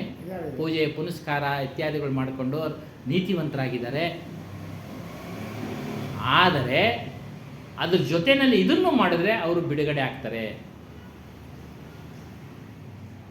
ಇದನ್ನು ಮಾಡದೇ ಇದ್ದ ಪಕ್ಷದಲ್ಲಿ, ಸ್ವರೂಪ ಜ್ಞಾನ ತಿಳಿದೇ ಇದ್ದ ಪಕ್ಷದಲ್ಲಿ, ಅದ್ರಲ್ಲಿ ನಿಲ್ಲದೇ ಇದ್ದ ಪಕ್ಷದಲ್ಲಿ ಅವರು ಮತ್ತೆ ಹುಟ್ಟುತ್ತಾರೆ, ಶ್ರೀಮಂತರಾಗಿ ಹುಟ್ಟುತ್ತಾರೆ. ಒಳ್ಳೊಳ್ಳೆ ಕೆಲಸ ಮಾಡಿದರೆ ಶ್ರೀಮಂತನಾಗಿ ಹುಟ್ಟಬೇಕಾದ್ರೆ ದೇಹ ಬರ್ಬೇಕು ತಾನೆ. ದೇಹ ಬಂದಮೇಲೆ ಅದ್ರ ಜೊತೆಯಲ್ಲಿ ಕಾಯಿಲೆ ಕಸಲೆ ಇರುತ್ತೆ ತಾನೆ. ಯಾವುದೇ ವೈದ್ಯರಿಗೆ ತೋರಿಸಿದ್ರು ಪರ್ಮನೆಂಟಾಗಿ ವಾಸಿ ಮಾಡಲಿಕ್ಕಾಗಲ್ಲ, ಅಂಥ ಕಾಯಿಲೆಗಳು ಬಂದ್ಬಿಡ್ತವೆ ಅಲ್ವರಾ? ಅವ್ರು ಹೇಳ್ತಾ ಇದ್ರು ಮೊನ್ನೆ, ದೊಡ್ಡ ಮಾಫಿಯಾ ಇದೆ, ಔಷಧಿದ ಜಾಲ, ಮಾಫಿಯಾ ಜಾಲ. ಒಂದು ಉದಾಹರಣೆ ಕೊಟ್ಟರು. ಶುಗರು 180 ಮೊದಲು ಇತ್ತು ಮಿನಿಮಮ್ಮು, ಈಗ 120 ಇಳಿಸ್ಬಿಟ್ಟಿದ್ದಾರೆ. ಕಾರಣ ಏನು? ಔಷಧಿಗಳಿಂದ ಹಣ ಸಂಪಾದನೆ ಮಾಡೋದು. ಹೆಚ್ಚು ಹೆಚ್ಚು ಔಷಧಿ ತಗೊಳ್ಳಿ, 120 ಇಳಿಸ್ಬಿಟ್ರೆ. 180 ಅಂದರೆ ನನಗೆ 180 ಐತೆ, ಶುಗರ್ ಇಲ್ಲ, ನನಗೇನು ಬೇಕಾಗಿಲ್ಲ ಅಂತ ಸುಮ್ಮನೆ ಆಗ್ಬಿಡ್ತಾರೆ. ಅದಕ್ಕೆ 120 ಇಳಿಸ್ಬಿಟ್ಟವ್ರಂತೆ. ಊಟಕ್ಕೆ ಮುಂಚೆ 120, 180 ಇತ್ತಂತೆ ಮೊದಲು, ಇವಾಗ 120. ಹಾಗಾಗಿ ಮನುಷ್ಯನಿಗೆ ಭಯ ಬಂದ್ಬಿಡುತ್ತೆ, ಭೀತಿ ಬಂದ್ಬಿಡುತ್ತೆ. ಭೀತಿ ಬಂದ್ಬಿಟ್ಟು ಅವನು ಔಷಧಿ ತಗೊಳ್ಳೋಕ್ಕೆ ಶುರು ಮಾಡ್ತಾನೆ, ಔಷಧಿ ತೆಗೆದುಕೊಳ್ಳೋಕ್ಕೆ ಶುರು ಮಾಡ್ತಾರೆ. ಔಷಧಿ ತಗೊಳಕ್ಕೆ ಶುರು ಮಾಡಿದ್ಮೇಲೆ ಇನ್ನು ಅವರು ದೇಹ ಹೋಗೋವರೆಗೂ ತಗೊಳ್ತಾನೆ ಇರಬೇಕು. ಅವನು ಶ್ರೀಮಂತನಾಗಲಿ ಬಡವನಾಗಲಿ ಇಷ್ಟೇ. ಹೀಗಾಗಿ ಪುಣ್ಯಕರ್ಮ ಮಾಡಿದರು ಅಂದರೆ ಪೂಜೆ ಪುನಸ್ಕಾರ ಇತ್ಯಾದಿಗಳನ್ನು ಮಾಡಿದರೂ ಸಹ ಅವನು ದೇಹವನ್ನು ಧಾರಣೆ ಮಾಡಬೇಕು, ಅದನ್ನು ಭೋಗಿಸ್ಬೇಕು. ಪುಣ್ಯಕರ್ಮ ಮಾಡಿದ ಕೂಡಲೇ ವೆರಿ ನೆಕ್ಸ್ಟ್ ಅಂದರೆ ಈ ಜನ್ಮ ಹೋಯ್ತು ತಕ್ಷಣ ಮನುಷ್ಯ ಜನ್ಮ ಬರುತ್ತೆ ಅನ್ನೋದಕ್ಕೆ ಗ್ಯಾರಂಟಿ ಇಲ್ಲ, ಗ್ಯಾರಂಟಿ ಯಾರೂ ಕೊಡಲ್ಲ. ಕಾರಣ ಎಷ್ಟು ಏನಂದರೆ ನಮ್ಮ ಕರ್ಮ ಸಿದ್ಧಾಂತ ಪುಸ್ತಕಗಳಲ್ಲಿ ಬರೆದುಬಿಟ್ಟಿದ್ದಾರೆ. ಸಂಚಿತ ಕರ್ಮ, ಆಗಾಮಿ ಕರ್ಮ, ಪ್ರಾರಬ್ಧ ಕರ್ಮ. ಸಂಚಿತ ಅಂದರೆ ಎಷ್ಟೋ ಇದೆ ಇನ್ನು ಶೇಖರಣೆ. ನಾವು ಮನೆಯಲ್ಲಿ ಧಾನ್ಯನ ಶೇಖರಣೆ ಮಾಡಿ ಇಟ್ಕೊಳ್ತೀವಲ್ಲ, ಹಂಗೆ ಎಷ್ಟೋ ಕರ್ಮಗಳು ಇದ್ದಾವೆ. ಈಗ ಅನುಭವಿಸ್ತಾ ಇರೋದು ಪ್ರಾರಬ್ಧ ಕರ್ಮ.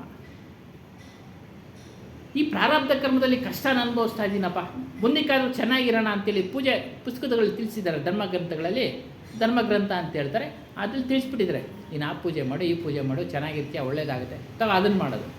ಅದನ್ನು ಅನುಭವಿಸೋಕ್ಕೆ ದೇಹ ಬರೋದು. ಹೀಗಾಗಿ ಸುಳ್ಳನ್ನು ಹರಡಿಬಿಟ್ಟಿದ್ದಾರೆ ನಾಲ್ಕಾರು ಕಡೆಯಿಂದ. ಈ ಜನರು ಅದನ್ನು ಒಪ್ಕೊಂಡ್ಬಿಟ್ಟು ಅದರಲ್ಲಿ ಸಿಕ್ಕಿ ಹಾಕ್ಕೊಂಡ್ಬಿಟ್ಟಿದ್ದಾರೆ. ಸಿಕ್ಕಿ ಒಳ್ಳೇದಾಗತ್ತೆ ಮುಂದಕ್ಕೆ, ಅದನ್ನು ಅನುಭವಿಸೋಕ್ಕೆ ದೇಹ ಬರಬೇಕು. ಈ ಜನ್ಮದಲ್ಲಿ ಕೆಲವ್ರಿಗೆ ಒಳ್ಳೇದಾಗತ್ತು, ಇಲ್ಲ ಒಂದು ಕಡೆ ಹೋಗಿದ್ದು ಏನಾಯಿತು, ಜೀವನದಲ್ಲಿ ಒಳ್ಳೇದಾಯಿತು, ಶಾಂತಿ ಸಿಕ್ಬಿಡುತ್ತಾ, ಪೀಸ್ ಆಫ್ ಮೈಂಡ್ ಸಿಕ್ಬಿಡುತ್ತಾ? ಆಯಿತು, ಶ್ರೀಮಂತನೇ ಆಗ್ಬಿಟ್ಟ, ಎಲ್ಲ ಒಂದು ಕಡೆ ಹೋದ, ಏನೋ ಅಯ್ಯಪ್ಪ ಸ್ವಾಮಿಗೆ ಹೋದ, ಚೆನ್ನಾಗಿ ಆಗ್ಬಿಟ್ಟ. ಚೆನ್ನಾಗಾಗಿದ್ದು ಏನು ಕಾರಣ ಏನು? ಅವನು ದುಡಿದ್ನಮ್ಮ, ಅವನು ವ್ಯಾಪಾರ ಮಾಡ್ದ, ಬಂಡವಾಳ ಹಾಕ್ತಾ, ಅಲ್ಲಿಗೆ ಹೋಗಿ ಬಂದು ಮಾತ್ರಕ್ಕೆ ಚೆನ್ನಾಗಾಗೋದು. ಸುಮ್ಮನೆ ಇದ್ಬಿಟ್ರೆ ಚೆನ್ನಾಗಿ ಆಗ್ಬಿಡ್ತಾನ ಏನು ಸ್ವಾಮಿ? ಇಲ್ಲ, ಕೆಲಸ ಮಾಡ್ದ ಅವನು, ಶ್ರದ್ಧೆ ಇತ್ತು ಕೆಲಸದಲ್ಲಿ, 24 ಗಂಟೆ ಅದ್ರ ಚಿಂತನೆ ಮಾಡ್ತಾ ಇದ್ದ. ಏನೋ ನಾಳೆ ಏನು ಮಾಡಬೇಕು, ನಿದ್ದೆ ಕಡಿಮೆ ಮಾಡ್ತಾ ಇದ್ದ.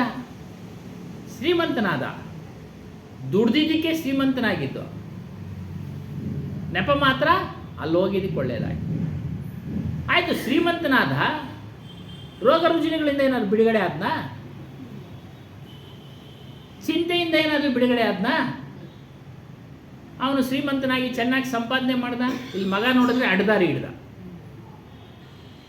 ಅಲ್ವರಾ? ಹಾಂ,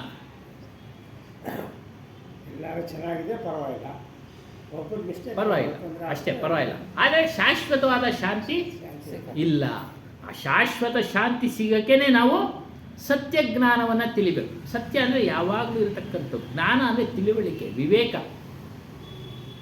ಯಾವಾಗೂ ಇರೋವಂಥದ್ದನ್ನು ತಿಳಿಯೋದೇ ಸತ್ಯ ಜ್ಞಾನ. 3 ಕಾಲಗಳಲ್ಲಿ 3 ಅವಸ್ಥೆಗಳಲ್ಲಿ ಇರತಕ್ಕಂಥದ್ದೇ.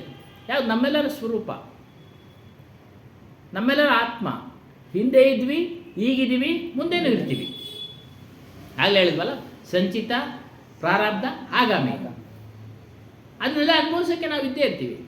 ಇವುಗಳೆಲ್ಲದರಿಂದ ಬಿಡುಗಡೆ ಆಗಬೇಕಾದ್ರೆ ನಾವು ನಮ್ಮ ಸ್ವರೂಪವನ್ನು ತಿಳಿಬೇಕು. ಒಳ್ಳೆಯ ಒಂದು ಮಾರ್ಗ ತೋರಿಸಿದ್ರೆ ಆ ಕಡೆ ಗಮನ ಕೊಡೋದಿಲ್ಲ ಜನಗಳು. ಅವರವರು ಪ್ರಾರಬ್ಧ ಕರ್ಮ ಏನು ಮಾಡಲಿಕ್ಕಾಗೋದಿಲ್ಲ. ಬಂದಿರತಕ್ಕಂಥವರಾದರೂ, ಕೇಳತಕ್ಕಂಥವರಾದರೂ ಸಹ ಗಮನ ಕೊಟ್ಟು ಅದನ್ನು ಪಾಲನೆ ಮಾಡಿದ್ರೆ ಖಂಡಿತ ಬಿಡುಗಡೆ ಇದೆ, ಖಂಡಿತ ಬಿಡುಗಡೆ. ಅಂದರೆ ನಮ್ಮ ಕಷ್ಟದಿಂದ ಬಿಡುಗಡೆ ಅಲ್ಲ, ಕಷ್ಟನ ಪ್ರಾರಬ್ಧ ಕರ್ಮ ಹೇಳಿದ್ವಲ್ಲ, ಅದು ಅನುಭವಿಸಿ ತೀರಲೇಬೇಕು. ಜ್ಞಾನಿಗೂ ಕಷ್ಟ, ಅಜ್ಞಾನಿಗೂ ಕಷ್ಟ, ವಿದ್ಯಾವಂತನಿಗೂ ಕಷ್ಟ, ಅವಿದ್ಯಾವಂತನಿಗೂ ಕಷ್ಟ, ಶ್ರೀಮಂತನಿಗೂ ಕಷ್ಟ, ಬಡವನಿಗೂ ಕಷ್ಟ. ಕಷ್ಟ ಇಲ್ಲದೆ ಇರೋ ಜೀವ ಯಾವ ಜೀವಿನೂ ಇಲ್ಲ. ಪ್ರಾಣಿಗಳಿಗೂ ಕಷ್ಟ, ಅವು ಕಷ್ಟ, ನಮಗೆ ಗೊತ್ತಾಗೋದಿಲ್ಲ ಅಷ್ಟೇ. ಹೌದು, ನಾಯಿ ಬೀದಿ ಅಲಿಯುತ್ತೆ ಆಹಾರಕ್ಕೋಸ್ಕರ ಅಲ್ವ ಸ್ವಾಮಿ? ಹೌದು. ಹಾಂ, ಅವುಗಳಿಗೂ ಕಷ್ಟ. ಕಾಡು ಪ್ರಾಣಿಗಳು ಕಾಡೆಲ್ಲ ಸುತ್ತವೆ ಆಹಾರಕ್ಕೋಸ್ಕರ. ಎಷ್ಟೋ ದಿನ ಉಪವಾಸ ಇರ್ತವೆ, ಗೊತ್ತಾಗೋದಿಲ್ಲ ನಮಗೆ. ಸಿಗದೆ ಪ್ರಾಣಿ ಆಹಾರ ಸಿಗದೆ 1-2 ದಿನ ಉಪವಾಸಗಳೂ ಇರ್ತವೆ. ಮನುಷ್ಯನೂ ಇರ್ತಾನೆ, ಕೆಲವರು ಅವನು ಪ್ರಾರಬ್ಧ ಕರ್ಮ. ಅದಕ್ಕೆ ಸತ್ಯವನ್ನು ಹೇಳಿದ್ರೆ ಯಾರೂ ಈ ಕಡೆ ಗಮನ ಕೊಡೋದಿಲ್ಲ. ಸಮುದ್ರದಲ್ಲಿ ಅಲೆಗಳಿಗೆ ಸಿಕ್ಕಿರತಕ್ಕಂಥ ವ್ಯಕ್ತಿಗೆ ಹೊರಗಡೆ ಇರತಕ್ಕಂಥ ವ್ಯಕ್ತಿ ಹಿತಚಿಂತನೆ ಹೇಳ್ತಾನೆ, ಹೋಗ್ಬೇಡ ಸಮುದ್ರಕ್ಕೆ, ಅಲೆಗಳಿದ್ದಾವೆ ಅಂತ.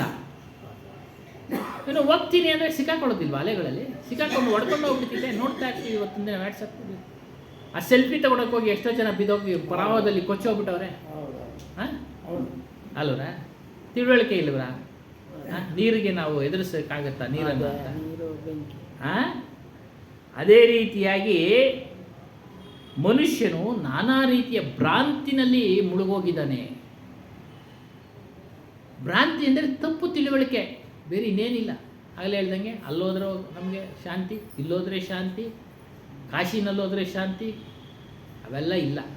ಶಾಂತಿ ನಿನ್ನಲ್ಲೇ ಇದೆ. ಇರೋ ಕಡೆನೇ ನೀವು ಗಳಿಸಬೇಕು. ಅದಕ್ಕೆ ಪ್ರಯತ್ನ ಮಾಡಬೇಕು. ಕೂಡಲಿಂದ ಹೋದರೆ ನಾವು ಅವನು ದಾರಿ ಗೊತ್ತಾ ಅವನಿಗೆ? ಹಾಂ, ನಮಗೆ ಗೊತ್ತಿಲ್ಲ ಅಂತೇಳಿ ನಾವು ಇನ್ನೊಬ್ಬರನ್ನ ಆಶ್ರಯಿಸ್ತೀವಿ.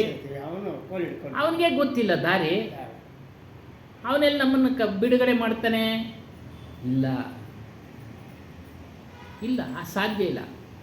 ಕಣ್ಣಿರೋನ್ನ ನಾವು ಹಿಂಬಾಲಿಸಿದಾಗ ಅವನು ನಮ್ಮನ್ನು ದಾಟಿಸ್ತಾನೆ. ಅಂದ್ರೇನು ಅರ್ಥ ಅಂದರೆ, ಸತ್ಯಜ್ಞಾನವನ್ನು ತಿಳಿದಂಥ ಗುರುಗಳನ್ನು ನೀವು ಆಶ್ರಯಿಸಿದರೆ, ಅವ್ರನ್ನ ಹಿಂಬಾಲಿಸಿದರೆ, ಅವ್ರು ಹೇಳತಕ್ಕಂಥ ಆಚರಣೆಗಳನ್ನು ಮಾಡಿದರೆ ನಾವು ಬಿಡುಗಡೆ ಆಗ್ತೀವಿ. ಯಾವುದು? ಹುಟ್ಟು ಸಾವಳ ಬಂಧನದಿಂದ ಬಿಡುಗಡೆ ಆಗ್ತೀವಿ. ನಾವು ಕುರುಡನ ಜೊತೆ ಹೋದರೆ ಅಳಿಕೆ ಬೀಳೋದು.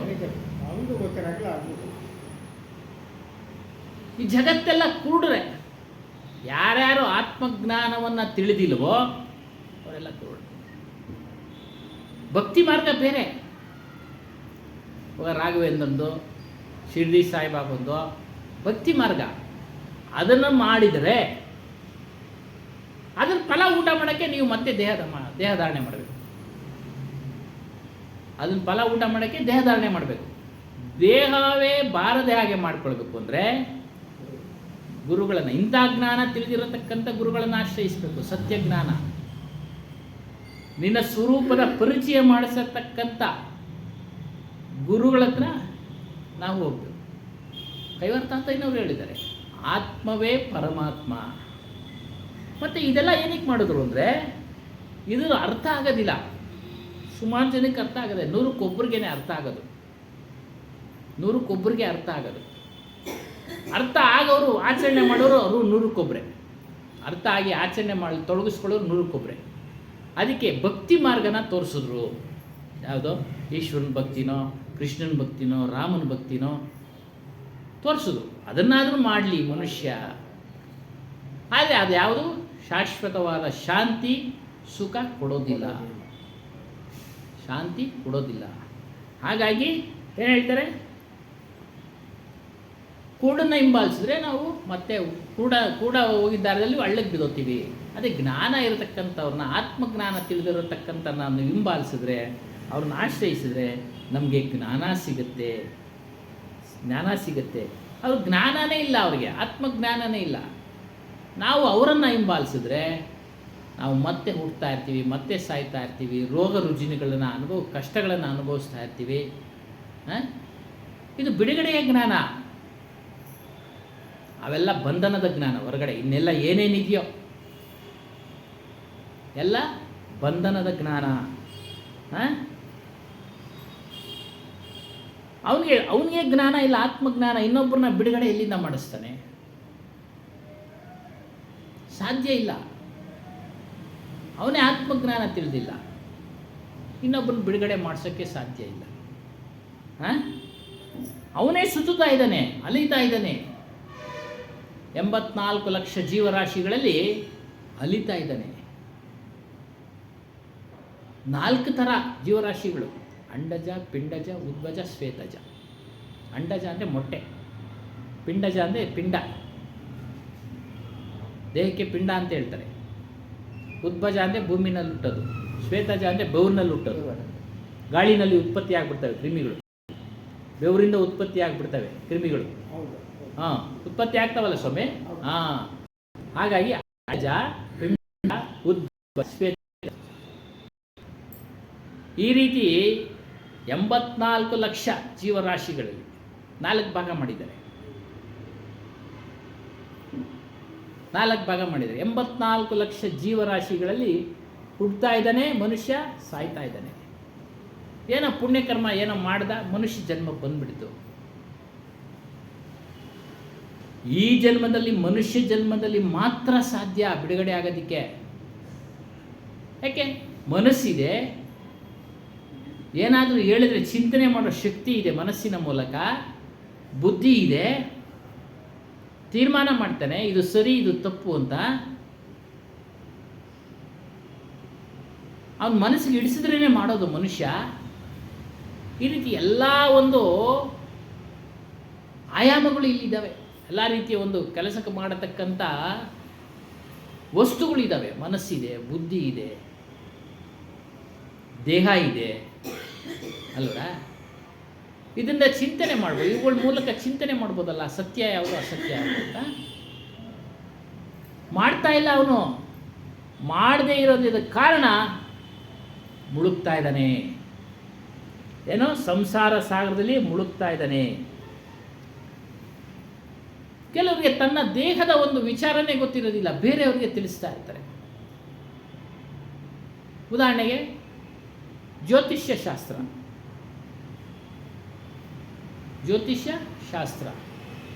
ಆ ಜ್ಯೋತಿಷ್ಯ ಹೇಳೋನಿಗೆ ನಾನು ಯಾವಾಗ ಹೋಗ್ತೀನಿ ಅನ್ನೋದೇ ಗೊತ್ತಿರಲ್ಲ. ಇನ್ನೊಬ್ರಿಗೆ ಹೇಳ್ತಾ ಇರ್ತಾರೆ, ನಿನ್ಗೆ ಇಷ್ಟು ವರ್ಷ ಆಯಿಸು, ನಿನ್ಗೆ ಇಷ್ಟು ವರ್ಷ ಆಯಿಸು. ಅಪ್ಪ ಅವ್ರ ಕಾಲದಲ್ಲಿ ಯಾರೋ ಜ್ಯೋತಿಷ್ಯ ಹೇಳ್ತಾ ಇದ್ದಂತೆ, ಅವನಿಗೆ ಅವನದೇ ಆಯುಷ್ ಗೊತ್ತಿಲ್ಲ, ಬೇರೆಯವ್ರಿಗೆ ಹೇಳ್ತಾ ಇದ್ದಂತೆ. ಹೇಳ್ತಾ ಇದ್ದಂಗೆ ಪುಸ್ ಅಂದ್ಬಿಟ್ನಂತೆ. ಅವ್ರ ಕಾಲದಲ್ಲಿ ಹೇಳೋರು ಹೇಳ್ತಾ ಇದ್ದ ಇನ್ನೊಬ್ರಿಗೆ ಇಷ್ಟು ವರ್ಷ ಆಯುಸು, ಅವನೇ ಪುಸ್ ಅಂದ್ಬಿಟ್ಟು, ಅವನಿಗೆ ಗೊತ್ತಿಲ್ಲ, ಅವನ ಜ್ಯೋತಿಷ್ಯ ಅಲ್ವಾ? ಹಾಗಾಗಿ ತನ್ನ ದೇಹದ ಬಗ್ಗೆ ಅವನಿಗೆ ಗೊತ್ತಿಲ್ಲ. ಇನ್ನೊಂದು ಉದಾಹರಣೆ ಹೇಳಬೇಕು ಅಂದರೆ, ವೈದ್ಯರಿಗೆ ಅವ್ರಿಗೆ ಆರೋಗ್ಯ ಸರಿ ಇಲ್ಲದೆ ಹಿಂಗೆ ಆಗುತ್ತಾ?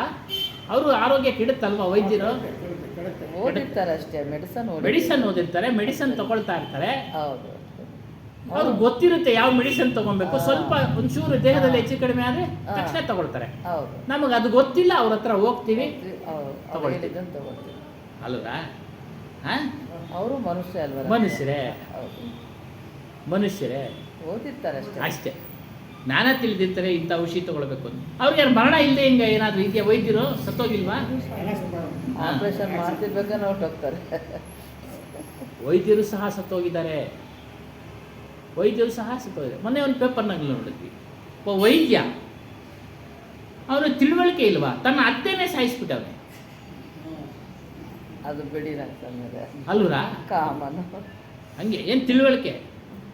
ಅದಕ್ಕೆ ತಿಳುವಳಿಕೆ ಬರೋದು ಎಲ್ಲಿಂದ ಅಂದರೆ, ನಿಜವಾದ ತಿಳುವಳಿಕೆ ಸತ್ಸಂಗದಿಂದ. ನಾವು ಯಾವ ರೀತಿ ನಡಿಬೇಕು, ಅದಕ್ಕೆ ಸತ್ಸಂಗ ಕೇಳಿ ಅನ್ನೋದು.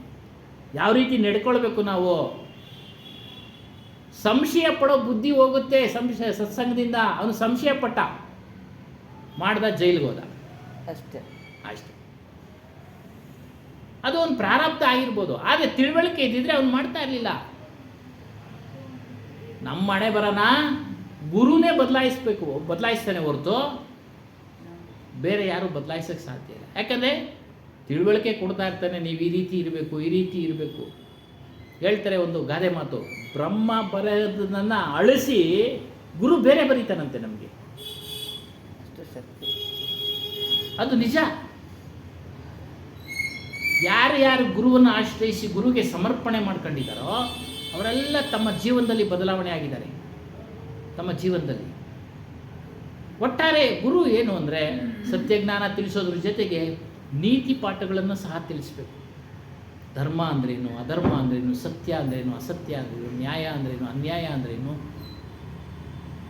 ಇದನ್ನೆಲ್ಲ ತಿಳಿಸ್ಬೇಕು. ಅದನ್ನೆಲ್ಲ ನೀನು ಅನ್ಯಾಯ ಮಾಡಿದ್ರೆ ನಿನ್ನ ಕಷ್ಟ ನೀನು ಅನುಭವಿಸಿರ್ಲೇಬೇಕು. ಈಗಲ್ಲ ಆದರೂ ಮುಂದಿನ ಜನ್ಮದಲ್ಲ ತೀರಿಸಲೇಬೇಕಪ್ಪ. ಇದೆಲ್ಲ ಈ ವಿಚಾರನ ತಿಳಿದಿರೋನ ಹತ್ರ ನೀನು ಹೋಗಪ್ಪ, ನೀನು ಬಿಡುಗಡೆ ಮಾಡ್ತಾನೆ. ಅದನ್ನು ತಿಳಿದೇ ಇರತಕ್ಕಂಥ ಜೊತೆ ಹೋಗ್ಬಿಟ್ರೆ ಬಿಡುಗಡೆ ಮಾಡೋದಕ್ಕೆ ಸಾಧ್ಯ ಇಲ್ಲ.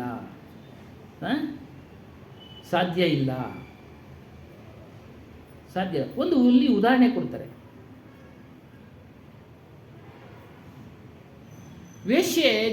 ವೇಶ್ಯೆಗೆ ದಿನ ಹೋಗ್ತಾರೆ ಪುರುಷರು. ಅವ್ರು ಯಾರು ಗಂಡಂದಿರು ಆಗಕ್ಕೆ ಸಾಧ್ಯ ಇಲ್ಲ. ಅವರೆಲ್ಲ ಪೋಷಣೆ ಮಾಡೋರು ಅಲ್ಲ. ನಮ್ಮನ್ನ ಪೋಷಣೆ ಮಾಡತಕ್ಕಂಥ ವ್ಯಕ್ತಿಯನ್ನು ನಾವು ಆರಿಸ್ಕೊಳ್ಬೇಕು. ಉದಾಹರಣೆ ಏನೋ, ನಮ್ಮನ್ನು ರಕ್ಷಣೆ ಮಾಡತಕ್ಕಂಥ ವ್ಯಕ್ತಿಯನ್ನು ನಾವು ಆರಿಸ್ಕೊಳ್ಬೇಕು. ಅದೇನೋ ಅವಳು ಪ್ರಾರಬ್ಧ ಕರ್ಮ ಬಿಟ್ಬಿಡೋಣ. ಉದಾಹರಣೆ ಇಲ್ಲಿ ಕೊಡ್ತಾರೆ. ವೇಶ್ಯಕ್ಕೆ ಪಾಸ್ ನಯೇ ಪುರುಷ ಆತೆ. ಅವ್ರ್ಯಾರು ಗಂಡನಿಂದಾಗಕ್ಕೆ ಸಾಧ್ಯ ಇಲ್ಲ. ಆಯ್ಕೆ ನಮ್ಮದು. ನಮಗೆ ಬುದ್ಧಿ ಇದೆ, ಮನಸ್ಸಿದೆ, ಸತ್ಯಜ್ಞಾನ ಹೊಂದಿರತಕ್ಕಂಥ ಅದರ ಆಚರಣೆಯಲ್ಲಿರತಕ್ಕಂಥ ಗುರುಗಳನ್ನು ಆಶ್ರಯಿಸಿ ಅವನು ನಿಮ್ಮನ್ನು ರಕ್ಷಣೆ ಮಾಡ್ತಾನೆ.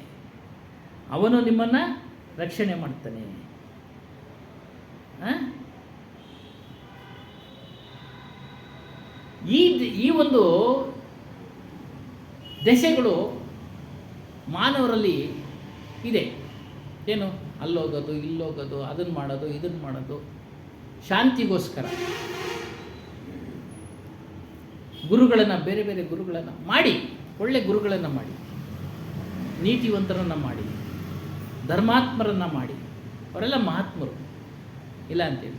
ಅದರ ಜೊತೆಯಲ್ಲಿ ಇಂಥ ಒಂದು ಜ್ಞಾನವನ್ನು ತಿಳಿಸ್ಕೊಡ್ತಕ್ಕಂಥ ಗುರುಗಳನ್ನು ಸಹ ಆಶ್ರಯಿಸಿ. ಕೊಡತಕ್ಕಂಥ ಗುರುಗಳನ್ನು ಆಶ್ರಯಿಸಿ. ಹೋಗಬೇಡಿ ಅಂತ ಹೇಳ್ತಾರೆ ಅಭಿಲಾಷ್ ಸಾಹೇಬರು, ಹೋಗಬೇಡಿ ಅಂತ ಹೇಳ್ತಾರೆ. ಹೋಗಿ ಸತ್ಯನ ಹೇಳ್ತಾರಲ್ಲ ಅದನ್ನು ತೆಗೆದುಕೊಳ್ಳಿ. ಸತ್ಯವನ್ನು ಪರಿಪಾಲನೆ ಮಾಡಿ.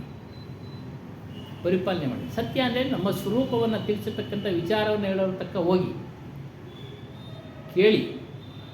ಬೇರೆ ಗುರುಗಳು ಹೇಳ್ತಾರೆ, ಅವ್ರ ಹತ್ರನೂ ಹೋಗಿ. ಯಾರನ್ನು ಅಗೌರವದಿಂದ ನೋಡಬೇಡಿ. ನಮ್ಮ ಗುರುನೇ ಶ್ರೇಷ್ಠ, ಇನ್ನೆಲ್ಲರೂ ಶ್ರೇಷ್ಠರಲ್ಲ ಅನ್ನೋ ಭಾವನೆಯಿಂದ ಅವ್ರನ್ನ ತಿರಸ್ಕಾರ ಮಾಡಿ ಅದು ಪಾಪನೇ. ಭೇದ ಭಾವ ಮಾಡಬಾರ್ದು, ಪಾಪನೇ. ಅವ್ರ ಪಾಡ್ಗೆ ಅವ್ರು ಇದ್ದಾರೆ, ಮಾಡಲಿ ಅವರ ಆಚರಣೆ. ಅವ್ರೇನು ಹೇಳ್ತಾರೋ ಕೇಳೋಣ, ಗೌರವಿಸೋಣ. ತಿರಸ್ಕಾರ ಅಂದರೆ ಕೀಳು ದರ್ಜೆಯಿಂದ ನೋಡೋದು ಬೇಡ. ಅವರು ಗುರುಗಳೇ, ಒಂದು ನಮಸ್ಕಾರ ಹಾಕೋಣ ದೂರದಿಂದ ಅಷ್ಟೇ. ಈ ರೀತಿ ಅಗೌರವ ತೋರಿಸ್ಬೇಡಿ ಅವ್ರಿಗೆ. ಹಾಂ, ಅಗೌರವ ತೋರಿಸ್ಬೇಡಿ. ಮತ್ತು ಮನುಷ್ಯನ ಏನು ಮಾಡ್ತಾ ಇದ್ದಾನೆ, ಹೊಸ ಹೊಸ ಸ್ಥಳಗಳನ್ನು ಹೇಳ್ತಾರೆ. ಇವಾಗೇನು ವ್ಯಾಟ್ಸಪ್ಪು ಯೂಟ್ಯೂಬ್ನಲ್ಲಿ ಬಂದುಬಿಟ್ಟು ನಾವು ನೋಡದೇ ಇರೋ ಸ್ಥಳಗಳೆಲ್ಲ ಇದ್ದಾವೆ. ನೋಡದೇ ಇರೋ ಸ್ಥಳಗಳನ್ನೆಲ್ಲ ತೋರಿಸ್ತಾರೆ. ಆ ಪುಣ್ಯಕ್ಷೇತ್ರಕ್ಕೆ ಹೋಗು, ಈ ಪುಣ್ಯಕ್ಷೇತ್ರಕ್ಕೆ ಹೋಗು, ಹಂಗಾಗ್ಬಿಡ್ತೀಯ ಹಿಂಗಾಗ್ಬಿಡ್ತೀಯ ಅಂತ. ಅದೇ ಉದಾಹರಣೆ. ಹೊಸ ಹೊಸ ಪುರುಷರು ಬರ್ತಾರೆ, ಅದೇ ರೀತಿ ಹೊಸ ಹೊಸ ದೇವರುಗಳು ನೋಡ್ಕೊಂಡವ್ರೆ. ಚಿಕ್ಕ ಹುಡುಗನಾಗ ಎಲ್ಲಿತ್ತು ಸ್ವಾಮಿ ಅಯ್ಯಪ್ಪ ಸ್ವಾಮಿ? ಇರಲಿಲ್ಲ ಗುರುಗಳೇ, ಹಾಂ. ಇರಲಿಲ್ಲ. ಚಿಕ್ಕ ಹುಡುಗನೆಲ್ಲ ಅಯ್ಯಪ್ಪ ಸ್ವಾಮಿನೇ ಇರಲಿಲ್ಲ. ಆಮೇಲೆ ಬಂತು, ಅವರೆಲ್ಲ ಬಂದರು, ನಮಗೆ ತೋರಿಸ್ಕೊಟ್ರು, ಹೋಗಿ ಶುರು ಮಾಡಿದ್ವಿ. ಇಲ್ಲಿ ಭಕ್ತಿ ಮಾಡಲಿ, ಆದರೆ ನಿಜವಾದ ಭಕ್ತಿ ಮಾಡಿ. ನಿಮಗೆ ಒಳ್ಳೇದಾಗಬೇಕು, ನೀವು ಬಿಡುಗಡೆ ಆಗಬೇಕು, ಹುಟ್ಟು ಸಾವು ಬಂಧನದಿಂದ ಬಿಡುಗಡೆ ಆಗಬೇಕು, ಕಷ್ಟಗಳಿಂದ ರೋಗ ರುಜಿನಗಳಿಂದ ಬಿಡುಗಡೆ ಆಗತಕ್ಕಂಥ ಸ್ಥಳಕ್ಕೆ ಹೋಗಿ. ಯಾವುದೇ ಸ್ಥಳ ಆಗಿರಲಿ, ಯಾವುದೇ ಸ್ಥಳ ಆಗಿರಲಿ. ರಾಘವೇಂದ್ರಂಗೆ ಹೋಗ್ತೀರಾ, ಹೋಗಿ. ಎಲ್ಲಿ? ಜೀವನ ಇರೋವರೆಗೂ ಅಷ್ಟೇ, ಜೀವ ಇರೋವರೆಗೂ. ಆಮೇಲೆ ಇದ್ದೇ ಇದೆಯಲ್ಲ ನಿಮ್ಮದು ಕಾಯಿಲೆ ಕಸಾಲೆ, ತಿರ್ಗಾ ಹುಟ್ಟೋದು. ಅದನ್ನು ತಪ್ಪಿಸ್ಕೊಳ್ಳಿ. ಅದನ್ನು ತಪ್ಪಿಸಿಕೊಳ್ಳತಕ್ಕಂಥ ಗುರುಗಳ ಹತ್ರ ಹೋಗಿ, ಅವ್ರ ಹತ್ರ ಜ್ಞಾನವನ್ನು ತಿಳ್ಕೊಳ್ಳಿ, ವಿವೇಕವನ್ನು ಪಡ್ಕೊಳ್ಳಿ.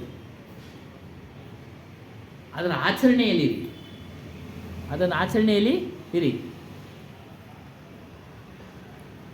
ಈ ರೀತಿ ಸುತ್ತೋದ್ರಿಂದ ನಿಮಗೆ ಸಂತೋಷ ಇಲ್ಲ, ಅಲ್ಲಿ ಇಲ್ಲಿ ಸಂತೋಷ ಸಿಗೋದಿಲ್ಲ.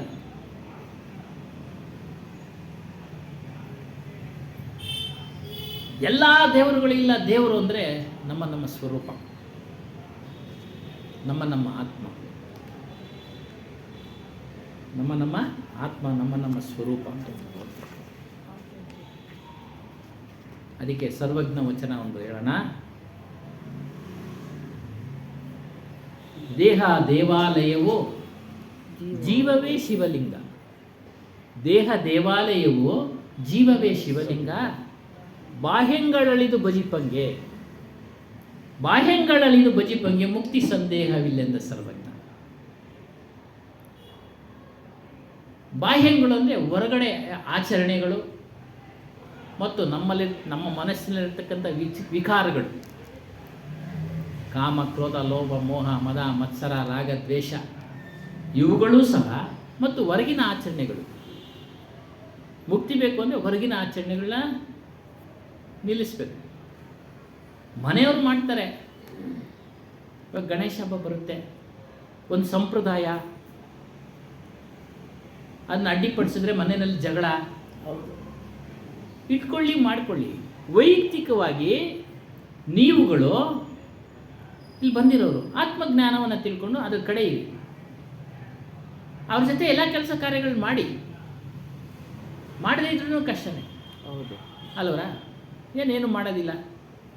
ಹಿಂದಿನಿಂದ ನಡ್ಕೊಂಬಂದಿದೆ ಈ ಸಂಪ್ರದಾಯದ ಜಗಳಗಳಾಗ್ತವೆ. ಅವ್ರ ಜೊತೆ ಕೈ ಜೋಡಿಸಿ ಮನೆ ಕೆಲಸ ಅಂತ ಮಾಡ್ತಾ ಇರಿ.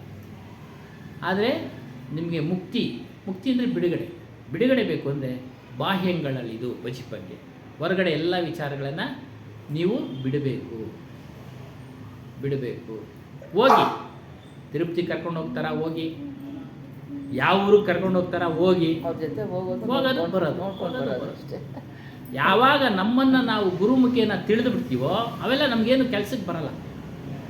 ಅದೇ ಹೊರಗಡೆ ವಿಚಾರಗಳೇನು ಕೆಲಸಕ್ಕೆ ಬರಲ್ಲ. ಮಾಡದೇ ಇದ್ರೂ ನಿಮಗೇನು ತೊಂದರೆನೂ ಆಗಲ್ಲ.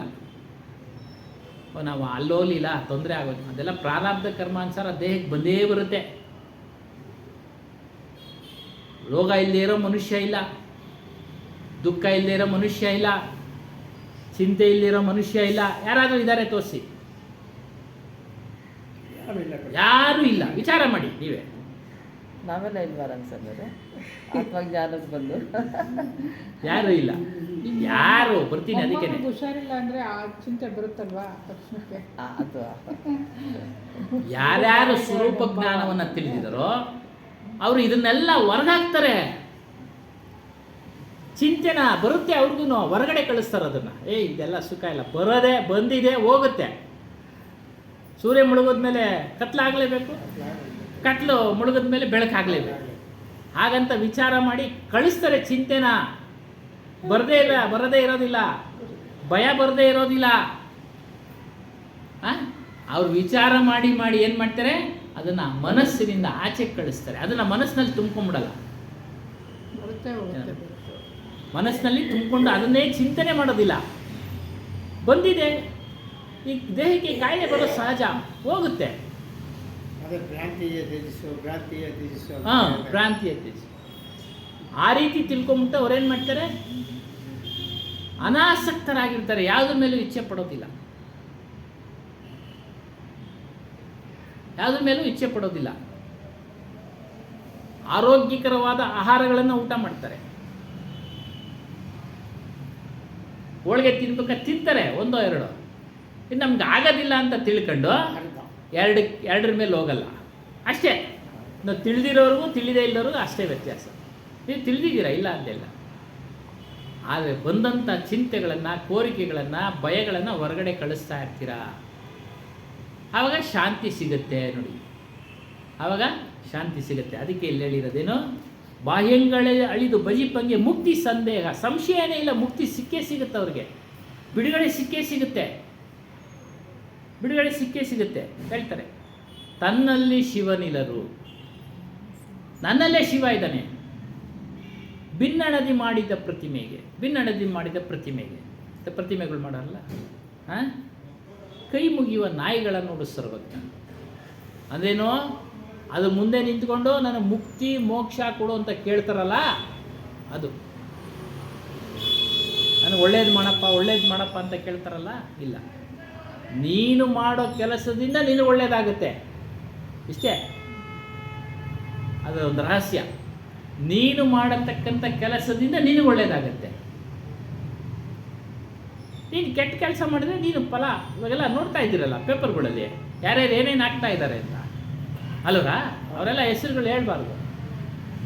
ಪೇಪರ್ ನೋಡ್ತಾ ಇದ್ದೀರಾ, ಒಬ್ಬ ರಾಜಕೀಯ ವ್ಯಕ್ತಿ ಏನಾದ, ಒಬ್ಬ ಚಿತ್ರನಟ ಏನಾದ, ಅಷ್ಟೇ. ನಾವು ಮಾಡತಕ್ಕಂಥ ಕೆಲಸಗಳು ನಮಗೆ ಫಲ ಕೊಡ್ತವೆ. ಒಳ್ಳೆ ಕೆಲಸ ಮಾಡಿದ್ರೆ ಒಳ್ಳೆ ಫಲ, ಕೆಟ್ಟ ಕೆಲಸ ಮಾಡಿದ್ರೆ ಕೆಟ್ಟ ಫಲ. ಎಲ್ಲದಕ್ಕಿಂತ ಒಳ್ಳೆ ಕೆಲಸ ಅಂತಂದರೆ ನಿಮ್ಮನ್ನು ನೀವು ತಿಳಿಯೋದು. ಯಾಕಂದರೆ ಅಪಾರವಾದ ಹುಟ್ಟು ಸಾವು ಬಂಧನದಿಂದ ಬಿಡುಗಡೆ ಮಾಡುತ್ತೆ. ಹಾಗಾಗಿ ನಾವೇನು ಮಾಡಬೇಕು, ನಮ್ಮ ಸ್ವರೂಪದ ವಿಚಾರವನ್ನು ಸತ್ಸಂಗ ಮಾಡಬೇಕು. ಬೇರೆ ಕೇಳಿ, ಕತೆ ಕೇಳಿ, ಅದರಿಂದ ಬರತಕ್ಕಂಥ ರಾಮಾಯಣ ಕೇಳ್ತೀರಾ, ಮಹಾಭಾರತ ಕೇಳ್ತೀರಾ, ಅದರಲ್ಲಿರತಕ್ಕಂಥ ಸಾರವನ್ನು ತೆಗೆದುಕೊಳ್ಳಿ. ಅದಕ್ಕೂ ಹೇಳ್ಬಿಟ್ಟವ್ರೆ, ಆ ಥರದ ಕಥೆಯನ್ನು, ಸೋದರರ ವಧೆಯನ್ನು, ಆದರದಿ ಪುಣ್ಯದ ಕಥೆಯೆಂದು, ಆದರದಿ ಪುಣ್ಯದ ಕಥೆಯೆಂದು ಕೇಳುವ ನಾಯಿಗಳ ನೋಡು ಸರ್ವಜ್ಞ. ಆದರದ ಕಥೆ ಯಾವುದು? ರಾಮಾಯಣ. ಎತ್ಕೊಂಡು ಹೋಗ್ಬಿಡ್ತಾನಲ್ಲ ಅವನು, ಎತ್ಕೊಂಡು ಹೋಗ್ಬಿಡ್ತಾನೆ. ಇವಾಗ ಎತ್ಕೊಂಡು ಹೋದ್ರೆ ಕೇಸ್ಗಳಾಗ್ತಾರೆ. ಅವಾಗ ಅವನೇ ರಾಜ, ಎತ್ಕೊಂಡು ಹೋದ, ಅಪಹರಣ ಮಾಡ್ದ.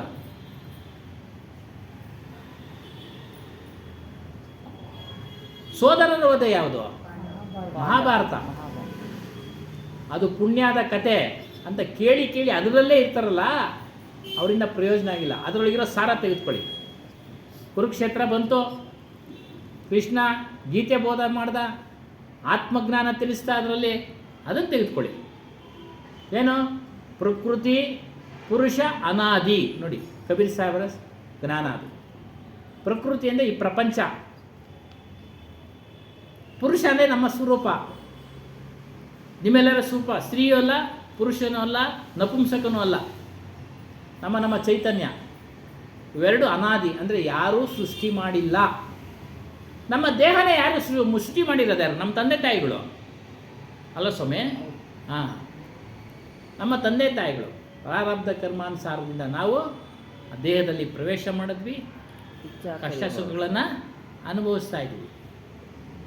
ಈ ದೇಹ ಒಂದಲ್ಲ ಒಂದು ದಿನ ಹೊರಟೋಗುತ್ತೆ. ಆದರೆ ನಮ್ಮ ಸ್ವರೂಪ ಹೊರಟೋಗೋದಿಲ್ಲ, ನಾಶ ಇಲ್ಲ. ಅವಿನಾಶಿ ಸ್ವರೂಪನು, ಅಮರನು. ಈ ಪ್ರಪಂಚನೇ ಇರುತ್ತೆ. ಎಷ್ಟೋ ಜನ ಆಳಿದ್ದಾರೆ, ಆದರೆ ಈ ಪ್ರಪಂಚನ ನಾವು ತೆಗೆದುಕೊಂಡು ಹೋಗಲ್ಲ. ಒಂದು ಇಡೀ ಮಣ್ಣು ತೊಗೊಂಡು ಹೋಗಲ್ಲ, ದೊಡ್ಡ ದೊಡ್ಡ ಮನೆಗಳು ಕಟ್ಸಿ. ಹಾಂ, ಹಾಗಾಗಿ ನಾವು ಯಾವುದನ್ನು ಚಿಂತನೆ ಮಾಡಬೇಕು? ನಮ್ಮ ಸ್ವರೂಪ. ಇದೆಲ್ಲ ಧರ್ಮದವ್ರಿಗೂ ಹೇಳಿರೋದು. ಕಬೀರ್ ಸಾಹೇಬರು ಬರೀ ಕೇವಲ ಹಿಂದೂಗಳಿಗೆ ಎಲ್ಲ ಹೇಳಿದ. ಏನೋ ಮುಸ್ಲಿಮ್ನವ್ರಿಗೂ ಹೇಳಿದ್ದಾರೆ. ಅವಾಗ ಎರಡೇ ಇದ್ದಿದ್ದು ಧರ್ಮ, ಏನೋ ಅವ್ರ ಕಾಲದಲ್ಲಿ ಮುಸ್ಲಿಮ್ಸು ಹಿಂದೂಗಳು ಹಿಂದೂಸ್ ಅಷ್ಟೇ. ಇಬ್ಬರು. ಈಗ ಕ್ರಿಶ್ಚಿಯನ್ ಅಂತ ಬಂದರು, ಆಮೇಲೆ ಎಲ್ರಿಗೂ ಹೇಳಿದ್ದಾರೆ. ಒಬ್ಬರಿಗೆ ಹೇಳಿಲ್ಲ, ಹಿಂದೂಗಳಿಗೆ, ಮುಸ್ಲಿಮ್ಸ್ನವ್ರಿಗೆ ಹೇಳಿದ್ದಾರೆ ನಿಮ್ಮ ಸ್ವರೂಪವನ್ನೇ ದೊಡ್ಡದಪ್ಪ ಅಂತ. ಅವ್ರು ಕೇಳ್ತಾ ಇಲ್ಲ, ಬಿಡಿ ಅಷ್ಟೇ. ನಾವಾದರೂ ಕೇಳಿಯಾಗಿ ಬಿಡುಗಡೆ ಹೊಂದೋಣ ಅಲ್ವಾ. बोलिए श्री सत्यनामादि कबीर साहेब की जय। सद्गुरु श्री हनुमान साहेब की जय। गुरु माता जी की जय। सर्व संत महंत की जय। जय जय सत्य कबीर सतनाम सत सुकृत सतरत हत कामी साहेब सतरत हत कामी विगत कलेश पतनामी विगत कलेश सतधामी त्रिभुवनपति स्वामी साहेब जय जय सत्य कबीर। जयतु कबीरम नाशक भवपीरम साहेब नाशक भवपीरम दारो मनुज शरीरम दारो मनुज शरीरम शिशुवर शरतीरम साहेब जय जय सत्य कबीर। कमल पात्र पर शोभित शोभाजित कैसे साहेब शोभाजित कैसे नीलाचल पर राजित नीलाचल पर राजित मुक्तामणि जैसे साहेब जय जय सत्य कबीर। परम मनोहर रूपम प्रमुदित सुखराशि साहेब प्रमुदित सुखराशि अति अभिनव अविनाशी अति अभिनव अविनाशी काशीपुरवासी साहेब जय जय सत्य कबीर। हम सब बारण कारण प्रकटे तनुधारी साहेब प्रकटे तनुधारी पार करो पविहारी पार करो पविहारी अविचल अविकारी साहेब जय जय सत्य कबीर। साहेब कबीर की आरती अगणित अगहारी साहेब अगणित अगहारी धर्मदास बलिहारी धर्मदास बलिहारी मुद मंगलकारी साहेब जय जय सत्य कबीर।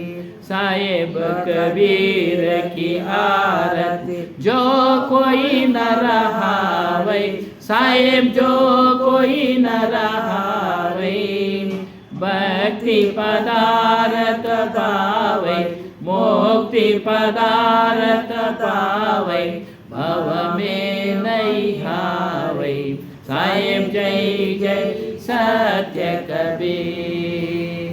ध्यानमूलं गुरुर्मूर्ति पूजामूलं गुरुपादं मंत्रमूलं गुरुर्वाक्यं मोक्षमूलं गुरुकृपा गुरुमाता च गुरुपिता गुरुदेवने संशया मनसा वाचा कर्मणा तस्मै श्री गुरुपाद सेवे सद्गुरु सत्सायेव चरणारविंदको पाहि लागो मंगलम श्री गुरुदेवाय महनीय गुणात्मने मंगलम सर्वलोकशरण्याय साधुरूपाय मंगलम। बोलिए श्री सत्यनामादि कबीर साहेब की जय। सद्गुरु श्री हनुमान